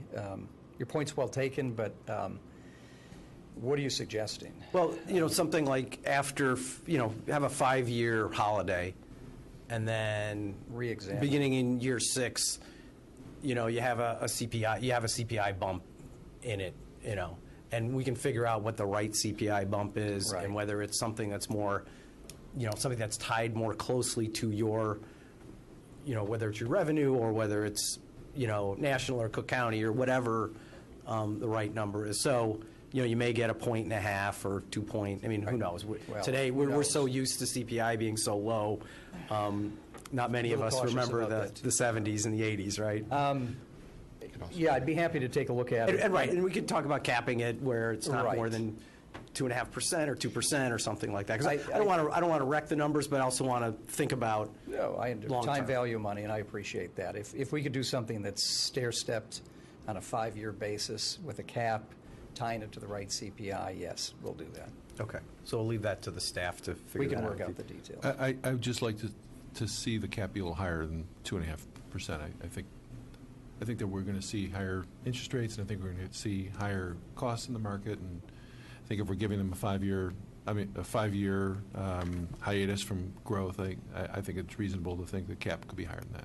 Well, I think the challenge I have, quite frankly, is open-ended commitments. It's a real dangerous thing for me. That's why there's a cap. And I've tried very hard to make this work and to take to heart everything I heard at the last meeting. Sustainability is good. We want to be part of that. I'm pressured to say, how much is it going to cost? Can we cap it? And I'm saying, well, it doesn't work like that. You're looking for us to not spend a certain amount of money, but achieve a level of certification. I've made what I think is a generous contribution to address some of the issues you brought up. I'm hard pressed to leave another commitment open-ended to that extent, to be honest with you. If there's a cap, why is it open-ended? Well, where's the cap? I mean, I just get a little worried when I hear what I think is a reasonable parameter to work within, and is to open it up again. 10%, 20%, I don't know where that is. I think we're talking about rational numbers that I can live with. But 2.5%. I wasn't making an offer as much as just tossing out an order of magnitude. Yeah. I can appreciate. I mean, I don't think Trustee Leonard's talking about a 10% cap either, in terms of a CPI cap. So. Right. I think there should be some adjustment for CPI and some cap to make sure that if things go crazy, that they don't lose control of their expenses. Thank you.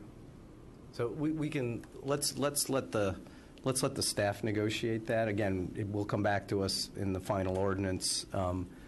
But if you're amenable to that, I don't think anybody's looking for a crazy amount here, and I think we're comfortable with some sort of holiday and all the stuff. We'll let Mr. Frenzer and Mr. Stein work them over on that one and see what we can get. Okay. I appreciate it. And I say that tongue in cheek. Yes. So. Other questions?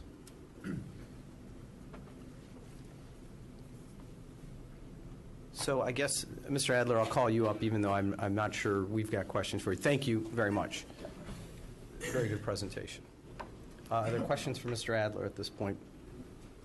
One thing, John, that I wanted to bring up, and my suspicion is that most of the board isn't aware of this since I wasn't, but the PUD process in the Village of Wilmette is, while it's been around for 20 years, it actually hasn't successfully been used all that much. You want to share what you shared with me with the rest of the board?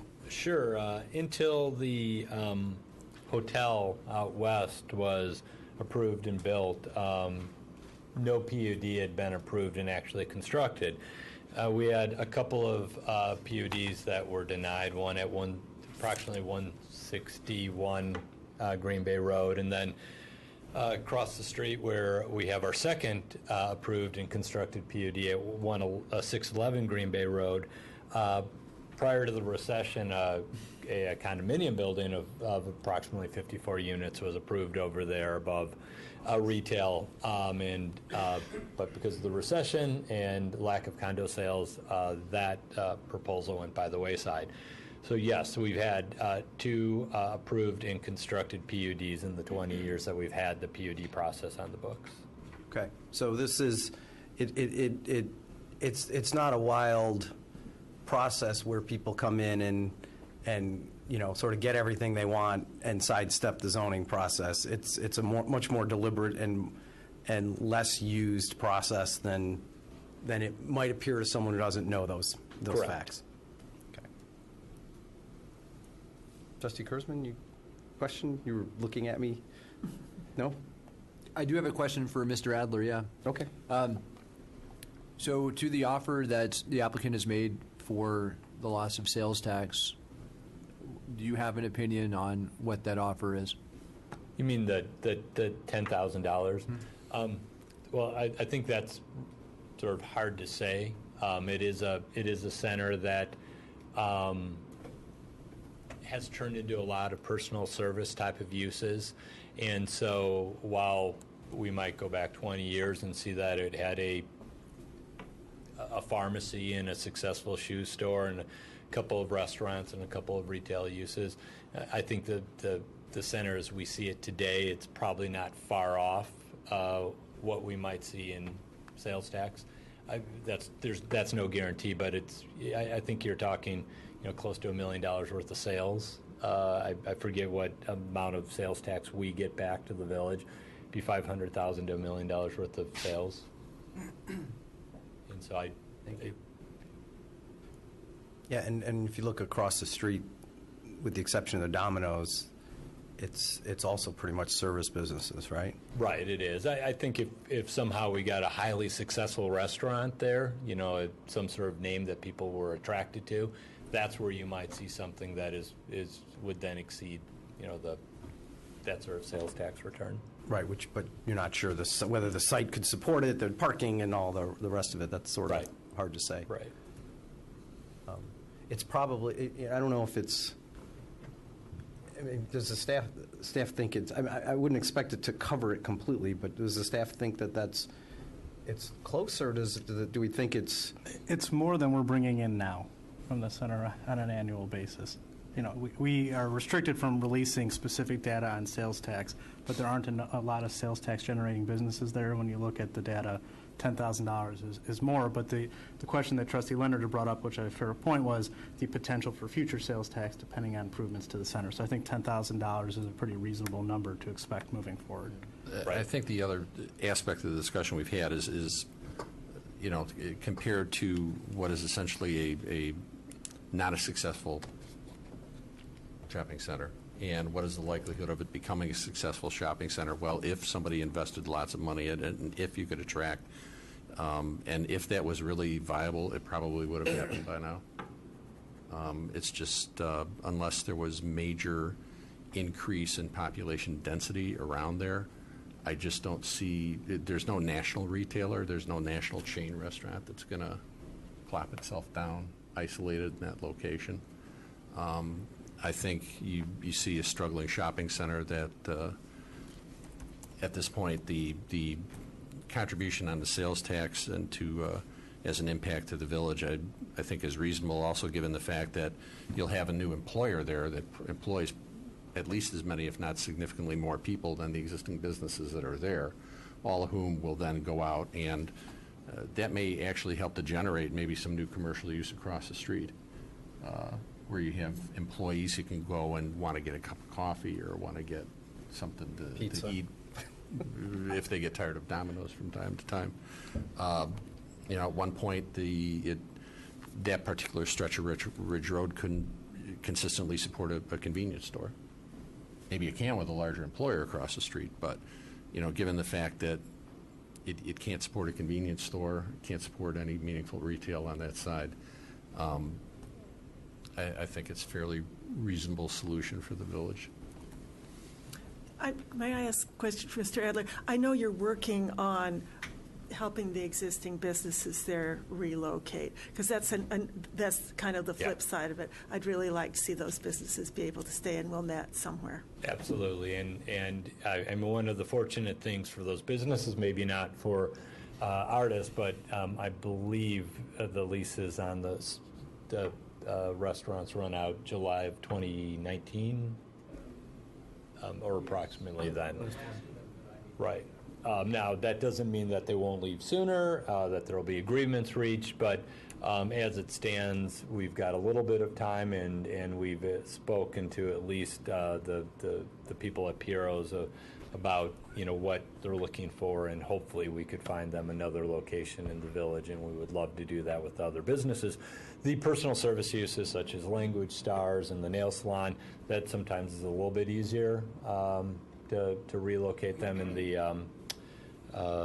Adams, the driving school. The restaurants are a little bit more difficult in finding locations. Although, Piero's delivery, AB, is that AB? The Asian restaurant on the... Yeah, TB. TB, yeah. Yes. There is a sit-down element there, Yes, so that makes it a little trickier. Yep. So another question is, and I appreciate Village Manager Frenzer's perspective, but what efforts have we made to try to attract businesses to that location? Nothing specifically to that location. What typically we will do is if somebody contacts us, or if we contact somebody, we've got a list of vacant properties, and those properties are Ridge Road. There's a number of vacancies on Ridge Road, north going south, and we do present those to people. We've seen, the biggest interest being in the village center, which isn't necessarily surprising.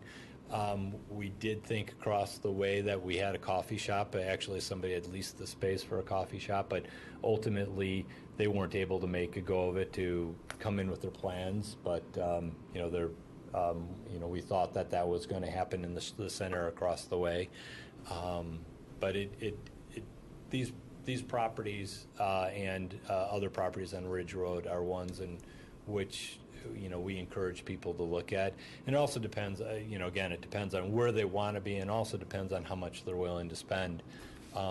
Sometimes you have the ability to move into an existing space that was tailored for your use. In this case, if the center continued to exist and the TB Cuisine left, I would guess that relatively quickly we would have interest in that space. While it would probably be updated, it's an easier move in than converting a retail space to restaurant space. And a lot of what we've been hearing requests for is food, restaurant space. And again, that center proves difficult because you really need to convert the existing either personal service space or retail space to that. My last question along these lines is, just in your opinion, what makes Central Street in Evanston successful? That's interesting that you asked that, because for the longest time when we were looking at our village center, we kept asking ourselves that. I think a couple of things. I think Central Street in Evanston is fortunate in that it has the on one end, the far east end, you've got Northwestern. You got the hospital, and then you've also got the Purple Line. You've got the Metro close by, and you've got high density. Especially as you go farther west, you've got condominium buildings and apartment buildings. And while Ridge Road has that, I don't think it's quite up to that same sort of density that we see on Central Street in Evanston. The other thing is it just lends. It's a more compact area. It's got more street front commercial spaces. Granted, we have that as you go farther north to Ridge and Lake, but down here you're dealing with shopping centers, and some people might argue that's a little bit different character than you see on Central Street in Evanston. But yeah, it is something, especially when the Village Center wasn't doing as well as it is right now. We kept asking ourselves that question, and actually in talking to Evanston, it's interesting. There's people in Evanston at the time said it just happened. Sometimes it just happens that you get a Starbucks to move in, and then you get a Foodstuffs to move in, and you get other people interested. And arguably that's what happened in our Village Center with the. Granted, we set it up and we tried to get the restaurants and to help support the other businesses we have and get people to our downtown. Those were all the things we identified during Village Center Master Plan, and the really Central Street in Evanston is much more comparable to Central Avenue here in the terms of quick proximity to public transportation. It has a much higher level of density, whereas Ridge, you have multifamily along the street, but immediately adjacent is detached dwellings, whereas Central, you have apartment buildings going for a block or so off, especially south of Central, both east and west of Green Bay Road. So you have a high population density. You also achieved what we tried to achieve here, which was a reasonable density of the restaurants and service uses, so that it could become it was an authentic. You don't have the theater now. That's where M&R built their building, but it was an entertainment destination in the sense that there were multiple restaurants where people could park at one place and have several places to go. So it was very pedestrian oriented. Part of the issue with Ridge is it's very automobile oriented. Unless you live in very close proximity, it's an automobile oriented shopping center. And does the public parking that's north of Central sort of parallel our Metro parking lot in terms of having a place to park your car and there's the like? There's adequate off-street parking there. Of course, we'd like to remind people that ours is free. You don't have to pay to park enrollment. Right? Well, or all anywhere, weekend on the weekend, yes. or anywhere on the streets or in the Village Hall lot is all free. So that's really helpful, I guess. Did Evanston almost throw in the towel before that something happened? I don't know. My guess is it, and I would have to talk to my counterpart in Evanston, is maybe, I don't know if there was a huge concern that it really was stagnant, but it's sort of interesting, again, that they really couldn't point to one thing they did that really got them to be successful, except you get a couple of really good uses that attract people to the area and interest, and hopefully you build on that. But my recollection of Central Street from my childhood was always sort of a quaint shopping street. I mean, may not have had all the restaurants and Symphony and all the rest, but it's got that big park right across the street there in the core part of Central Street, right west of the Metro. Right. So it is a family destination, and they made it. You can go and get coffee and sit outside. And I'm not sure if the library is still there, but they had a branch of a library there. Right. And the proximity to the Metro is also obviously nowadays something that's fairly important, and I'm sure it helped. It was kind of the original transit-oriented development before it became a thing. Right. Yep. Right, but all the apartment buildings around public transportation in Evanston, yeah. So, okay. Other questions for Mr. Adler? Okay, any other questions for the applicant at this point in time? Okay, so I'm going to check on public comment, and then we can discuss. So is there anyone in the audience who would like to be heard on this matter? May I see a show of hands?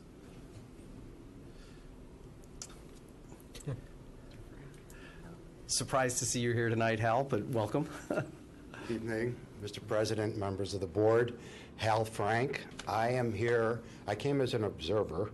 I represent Housing Opportunity Development Corporation, the property owner next door, which, as you know, has a pending application before the village. And I'll probably be the last person. I've reviewed tonight's agenda packet, and I'm probably the last person to mention HODC as part of this process, but I know I'm not the first one who's mentioned it during the process.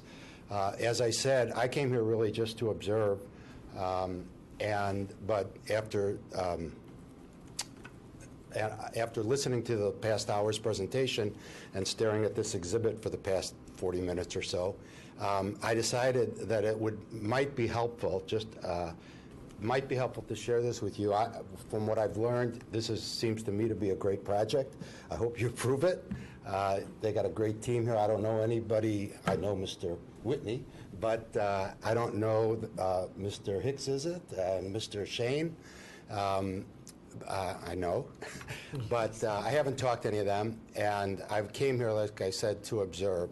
But I decided, since I know my client, Mr. Koenig, has met with Mr. Hicks on a couple of occasions, I think, and shared with him what I want to share with you. And since I've also talked about this with Mr. Adler, I figured, it's only fair that all of you hear this concept as well, so that you're not in the dark, since other people seem to be aware of it. And the issue is this.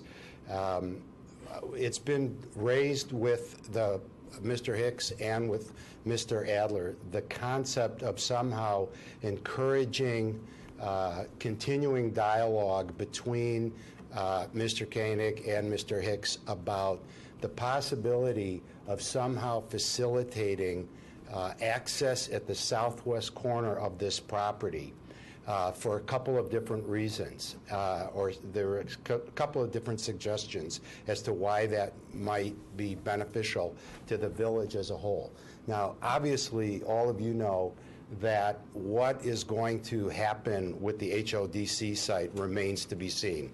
It's been before the village since 2015, I think. The first public hearing was in 2016. I was not involved. It's now scheduled for a new hearing, and where that project goes is yet to be known.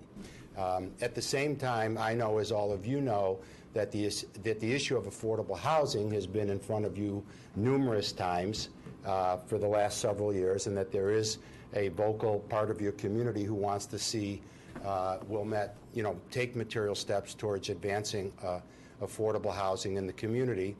I have, as I said, I read the agenda packet, and I read Mr. Frenzer's response to Mr. Axelrod about why a lot of the affordable housing components that people have talked about are not applicable to this project, and I appreciate that. But as you have yourselves noted, you do have the ability to talk about this issue of affordability because of the PUD requirement of providing a substantial public benefit in return for the relief from certain zoning regulations that is being sought as part of the PUD. That obviously is your determination. What's been offered up and whether it's significant and adequate for the community obviously is your determination. But I know there's been talk, there's obviously been talk about somehow finding public benefit in a contribution to advance the cause of affordable housing. So in my view, what I'm thinking is this, is you could leverage a very simple give, if you want to call it that, which could leverage into material, not just the contribution, but the actual construction, if the village decides to proceed with the HODC project, of actual affordable housing, 16 units of actual affordable housing with what I would consider to be a small accommodation. And that accommodation would be this. If somehow, and again, this is not an issue that hasn't been discussed, to my understanding, that's hearsay from my client, Mr. Koenig, but it's been discussed with Mr. Hicks. I've talked about it with Mr. Adler, and that is somehow an accommodation that would allow for access between the sites, these two sites, and there has been talk in the past about somehow hopefully seeing it as a unified development, but it doesn't appear that's going to happen now. But if there could be some way to get access, 100% under Artis's control, but some way to get access for garbage trucks, maybe the delivery trucks, maybe there'd be some way to pass through to avoid any kind of backup problem that Mr. Adler referred to before on the Artis site itself.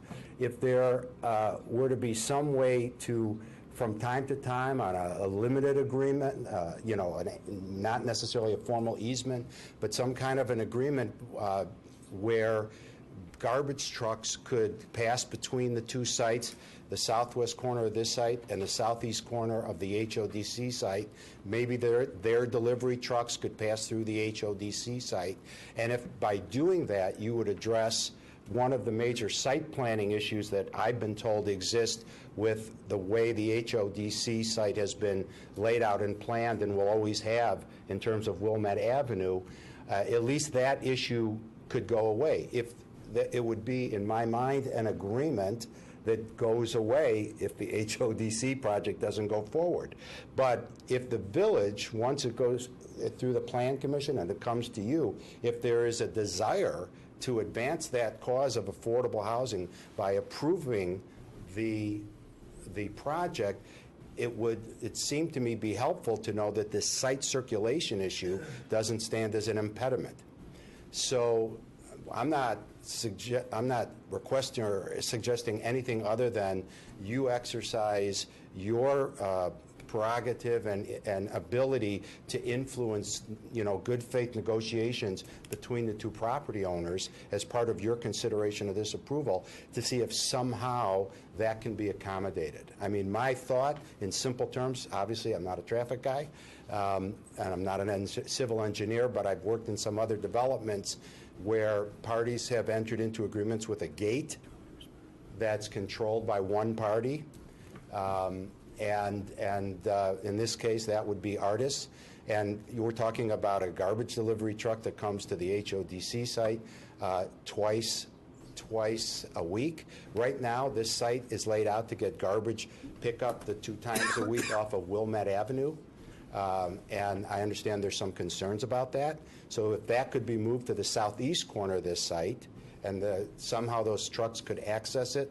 So I'm going to interrupt you for a second, Yeah, I'm Mr. Frank. done. It's just, the HODC project hasn't come before this board yet. So a lot of what you're talking about, some of us have looked at some preliminary plans, but my suspicion is a lot of what you're talking about, the trustees don't have a clue because they haven't studied the HODC never came to us. Right. They had one plan in front of plan. So your suggestions seem premature given that most of us are not as informed as you are of the site issues. Right. You understand? See what I'm saying? well, So I think that's it'd be hard what- for us to do anything with your that's why I'm- suggestion. Yeah, that's what I'm trying. But I also think it's unfair. These guys have made their presentation. It's not my job to negotiate between Artis and HODC. They've prepared for this meeting. Shouldn't we let them? You're asking us to negotiate between No, you I'm two. not. So, well, that's the way I'm taking it. Yeah, no, I'm not. We've been listening to them. They really put a lot of thought into this, and I think you just sabotaged it. No, So, no. so that's the way I'm taking it. I'm not going to speak for the other 6 members, but If I can clarify. This, I don't think that was appropriate. Okay. If I could just clarify, I'm not asking you to negotiate. I'm saying I think there's an opportunity here that if the board could, there was a discussion between our client and Mr. Hicks, and it didn't. But let me ask you, what are you asking us to do tonight? And I appreciate what you said, Mr. President, that you don't have the plans in front of you. It's a very simple issue, which I've tried to lay out, but I haven't. But you're not I haven't done a good job. suggesting we condition our approval I'm not. on them tonight No. in any way? Correct. Okay. Correct. All right. What I'm trying to say in very simple terms, and I appreciate the fact, as you say, the plan for the HODC site has not come before you, and as I said at the beginning, I'm not the first one in the process to talk about the HODC site, probably the last, but the issue is very simple. The plan that did go before the Plan Commission before, and that is still in front of will be before the Plan Commission, and if it advances from there, will be coming before you. Very simply, one issue provides for the refuse pickup from the front of the building. And that has been expressed to us by staff. They are concerned about that. That's the very simple issue. And if the trash removal could be picked up from the back, which at this point now that can happen. Originally, the original plan before Artis appeared was there was going to be an agreement with the current property owner. That's in the record before the Plan Commission. That deal died because this deal went forward. So now the options for doing something like that have been foreclosed. So I'm not asking you to condition any approval. This, to me, looks like a great project, great for the community, and I'm not asking you to condition that. But all I can tell you is that there hasn't been a response or a willingness to consider some kind of easy access agreement, and if there's any way that the village can encourage that dialogue, because it was started but not concluded. Like I said, I'm sharing with you what Mr. Koenig shared with Mr. Hicks and with what I shared with Mr. Adler, but it hasn't gone anywhere. And if somehow you can encourage it to go somewhere, I'm not asking you to negotiate a deal or to condition a deal, but you have the powers of government that could be exercised, in my view, in a way that's better for the community as a whole. But wait, well, Power. exercising the powers of government, I mean... Yeah, and Hal, with all due respect, I'm not really following you or what it is you're asking for. You say that you don't want it as a condition. That's the power of government in this. You want us to encourage private negotiation between your client and the presenters before us today for what sounds like an easement.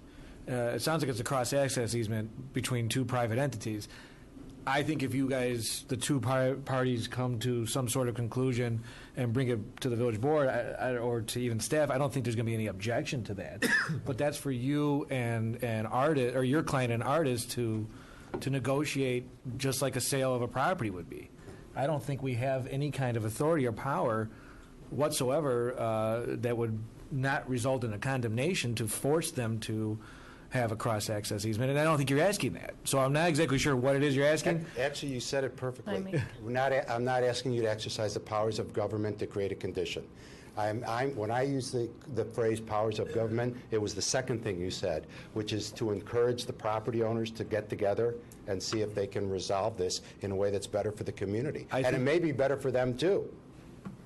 I think you have every ability in the world, you and your clients and the petitioners, to discuss this, and if you come to some conclusion between yourselves, I don't think the village board or the village itself would have an objection to that. Yeah. But I don't think that it's proper for the village to go ahead and try and negotiate something on your behalf. I know you're not asking that, but it is what you're asking. You're asking us to encourage somebody to give you something that they may not want to give you. And also the suggestion that I think one of your suggestions was, if we're concerned about public benefit, here's a way you can find public benefit by forcing them to do this. Because, I mean, I can't make a judgment tonight based on what might happen there. If we're going to make a judgment tonight, it's got to be what's done and in front of us. And so it seems like this is a very late request in the process. Okay. Thank you. Trustee Dodd, did you? Okay. All right, is there anyone else? Ms. Drape, welcome. I will try and stay calm. I have to applaud the changes in the PUD that artists came back with today for you, and I really appreciate the lowering of the height of the building, the buffering, the certification that they explored, but I take great offense to the previous person who muddied the waters. We are artists is before you today to get approval for their PUD, and I hope that you can parse that other information aside and look at the merits of the artist senior living and what it can bring to our community. And I think they have far outreached what the public benefit would be for our community. So thank you very much. Thank you. Anyone else who would like to be heard? Okay. I don't think there's anything. Is there anything you'd like to add at this point? Okay. So, trustees, I'm just going to open it up for people's thoughts. I mean, Trustee Leonard, you're chair of the Land Use Committee. You're an experienced retail development executive. Do you want to start with your thoughts here? Sure. I'm very pleased with the accommodation that was made to our request from last meeting. I feel that the $10,000 that's been allocated to our housing fund is going to go a long way, and there was a comment made earlier about how much they appreciate that, so I want you to know that we do too. The payment in lieu of sales tax forfeited is a compromise number, and we may agree to disagree on that, but I think that these types of processes are about compromise, and I feel that this shopping center has been problematic for a long time, but that's not necessarily because it's a problem intersection, but there's just been other issues at hand. And the fact that we have something to show for those sales taxes that we will be forfeiting is comforting. So I think you can expect that we'll want to push this issue of CPI adjustments as we negotiate the final documents to make sure that keeps up with the cost of living, but certainly that's a positive. We were concerned about the ambulance issue last time, and I had some conversations with staff earlier, and they suggested that that's something they're going to keep a very close eye on, and if it does become a problem, there's means and methods within the village code to remedy that. So that's also comforting. From the building standpoint, from the actual development standpoint, I've always felt that you've done a great job in designing it, and the accommodation on the height was also helpful.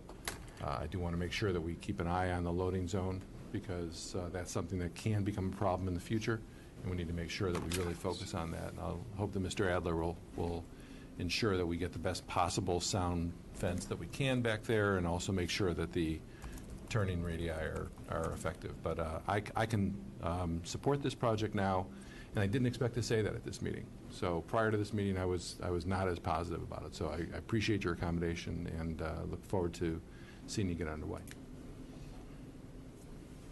Who'd like to go next? Trustee Wolf, was that raising your hand, or was that just a stretch? Sure, I'll go next. Yeah, I also think Artis has done an outstanding job of meeting some of the requests and concerns we had last week. I think the slight changes you did to the building with the site plan, I think will work better and look nicer. I think the increased buffering and landscaping on the outside will be nice. And I think the community benefit is really significant. You know, you're looking at a very generous support of Housing Our Own, which you've seen the impact that has on the community, and that really makes you a part of the community. And I think that's a great thing.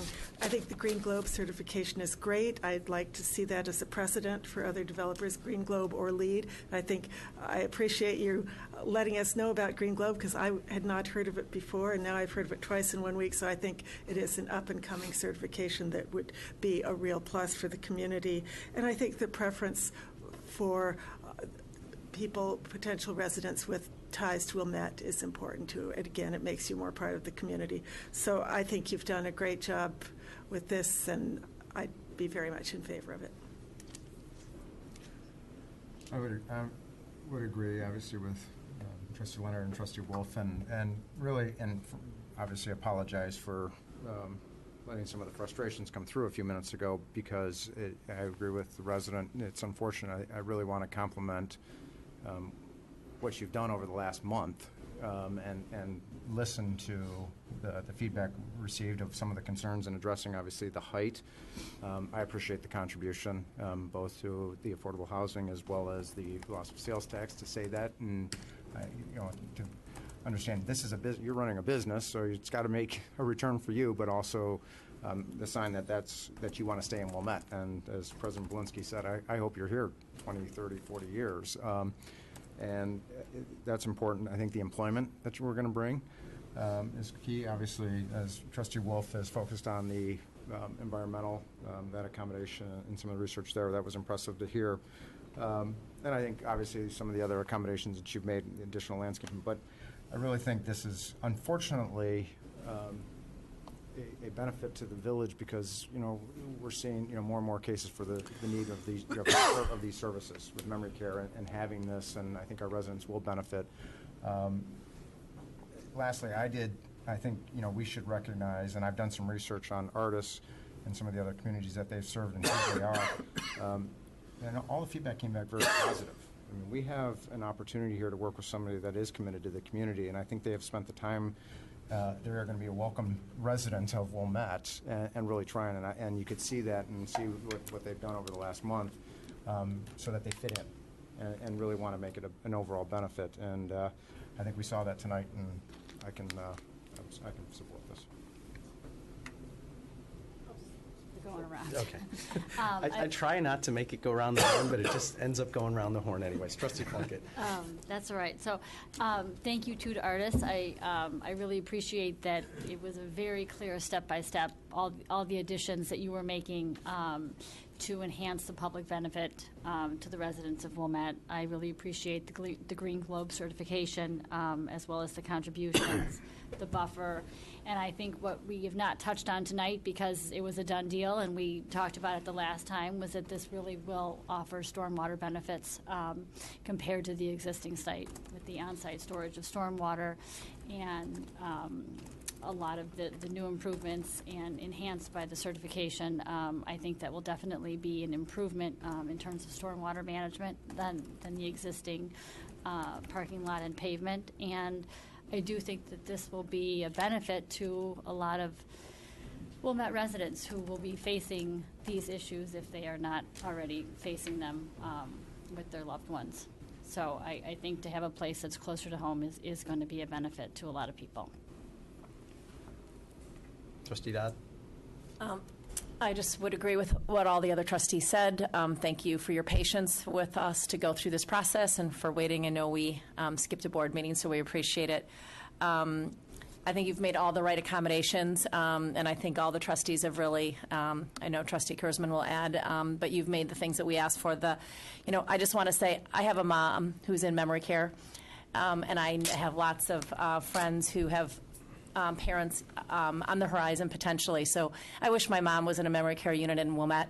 And so I do think that this is a facility that will really benefit our residents. And I think I was one who spoke to really wanting you to think about allowing the Wilmette residents to have an advantage on the waiting list. And I just personally really appreciate that. Won't be moving my mom out of this facility that she's in, but I just think that this is it has the opportunity to be a very, very successful business. And I think when John Adler spoke earlier, and I think this is true, is I think this is good for the community on lots of levels. And it's possible that this will allow some of the other commercial areas to possibly succeed. So, and I don't think we know that, but, I do know when I go see my mom in her memory care facility in Evanston, I take her out to eat in Evanston, and so, and so happens to be right near Central Street in Evanston. And then the other thing I'd say is clearly you guys have done a tremendous job because we don't have any residents here this evening that are speaking against it. And so thank you, because I think that's what makes our roles really hard, is to try to balance and look on behalf of the entire village. So you've done a really great job, obviously, reaching out to some of those residents, and I appreciate that. And so, yes, I can definitely support this. Trustee Kurzman? Yeah, thank you very much for your presentations. I've had a number of concerns, but you've made it hard for me to have those concerns, so I do want to commend you for that. My concerns start below ground and work their way up. I'm concerned for residents between Locust and Ridge Road, or Ramona Road and Ridge Road. I continue to be concerned for them. As the public knows, I'm well dug into opposing significant new infrastructure west of Ridge Road until we have direction with stormwater management. That includes land use. And so, admittedly, that's not in the applicant's control. So I want to just be honest about that. I do have concerns about the loss of retail in that spot. Once retail goes, it never comes back. You cannot reclaim that. And that came from feedback that I've received from a number of residents. I try to get outside my comfort zone and of just waiting for emails to come to me. I go to the public and try to solicit their perspectives, and that piece really resonated with me. I think that a walkable neighborhood with retail is just an exciting opportunity that Evanston is grappling with and succeeding with on Central Street, and I'd like us to give us our full effort for that area in Wilmette before we give up on it. I would feel differently about it if there were comprehensive plan documents or other types of planning that went into this to decide that retail can't work there. And therefore, we are strategically making a decision to not pursue that there. But without that type of guidance, I feel like it's early to give up on retail and services in that location. My last concern is about affordable housing, and it has absolutely no bearing on the presentation from Mr. Frank tonight. And that is, we have an opportunity, as I review, and we'll get into it more in the coming days, I'm sure, but our affordable housing plan, that we have very few opportunities to add to affordable housing stock in our village.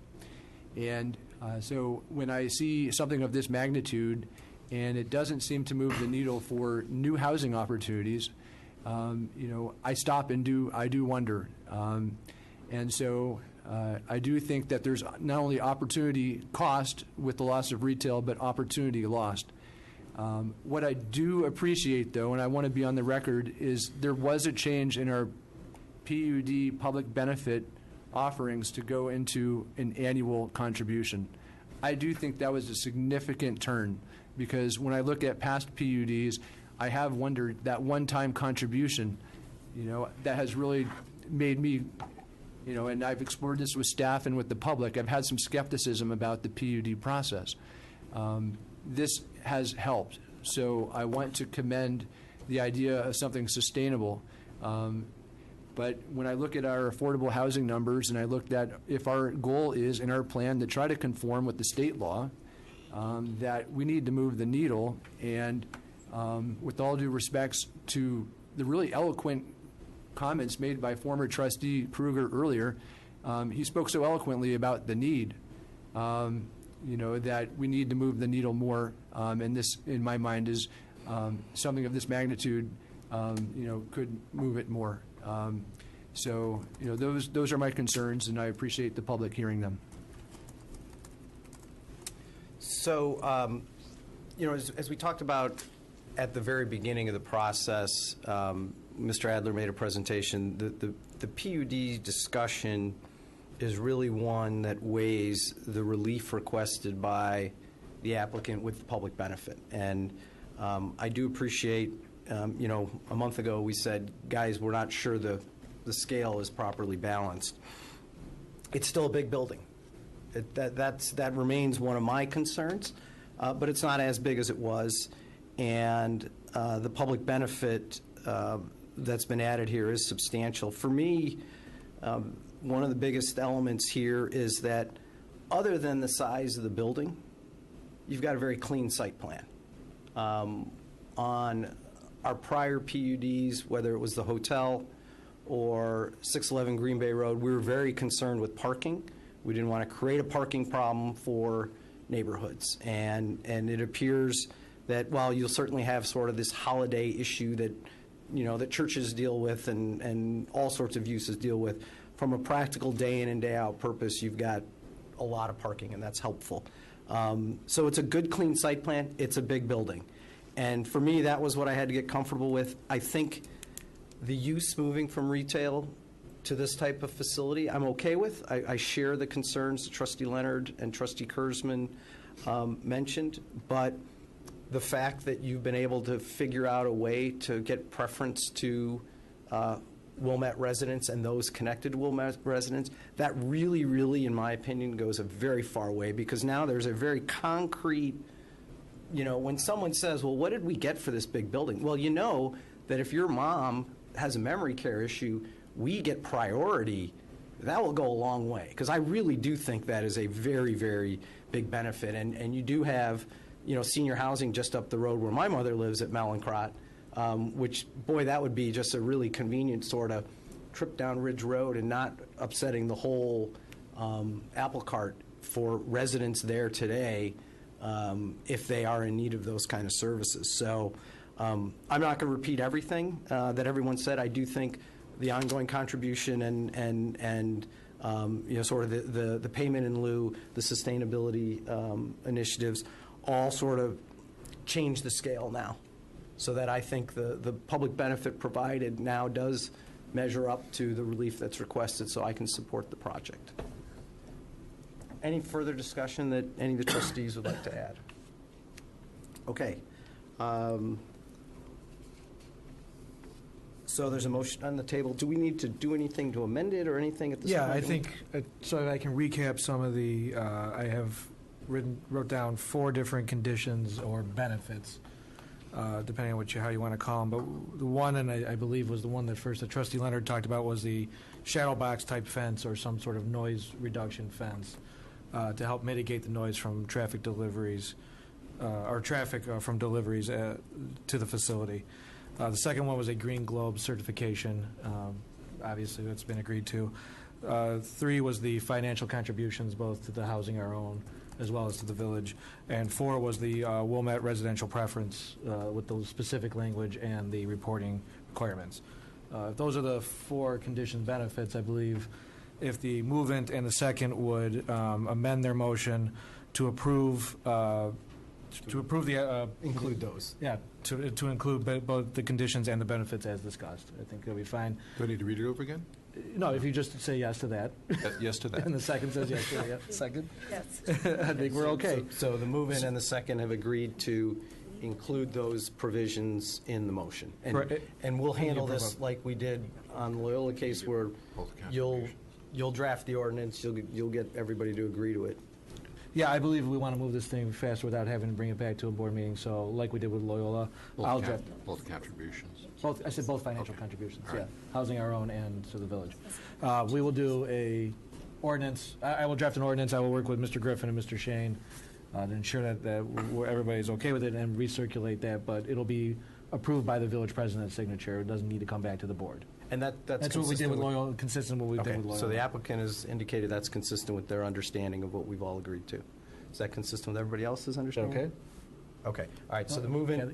I just wanted to make sure that you specified 2 contributions. I did. $10,000 to the village as well as the $10,000. Okay. And then do we I have must have talked really fast because I thought I did say 10,000 financial contributions to Housing Our Own and to the village. Okay. So that was the two together.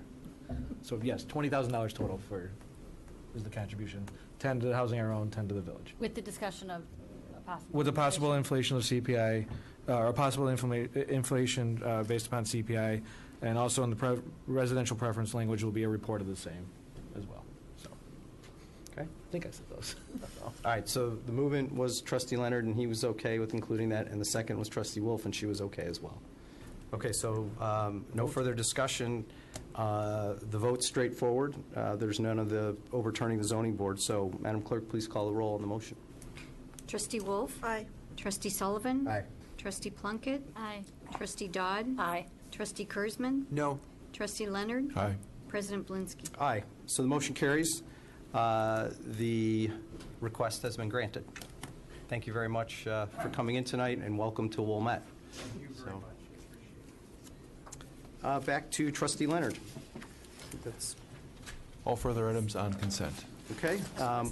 Finance Committee, Trustee Sullivan. All items were approved on consent. Administration Committee, Trustee Dodd. all items on consent? Municipal Service, were you talking and not paying attention? Just a moment.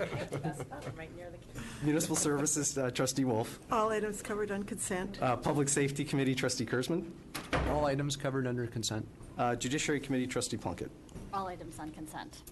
With regards to reports from the special committees, there are no reports, and item 7 is new business. There's no additional new business to discuss. Item 8, pending matters referred to standing committees. There's no actions to take there. So we'll move on to item 9, which is adjournment. May I have a motion to adjourn? So moved. Is there a second? Second. All those in favor say aye. Aye. Are there any opposed? We stand adjourned at 9:55 p.m. We're looking for an hour and a half. Wish I'd made her that. I was Total info. Weather.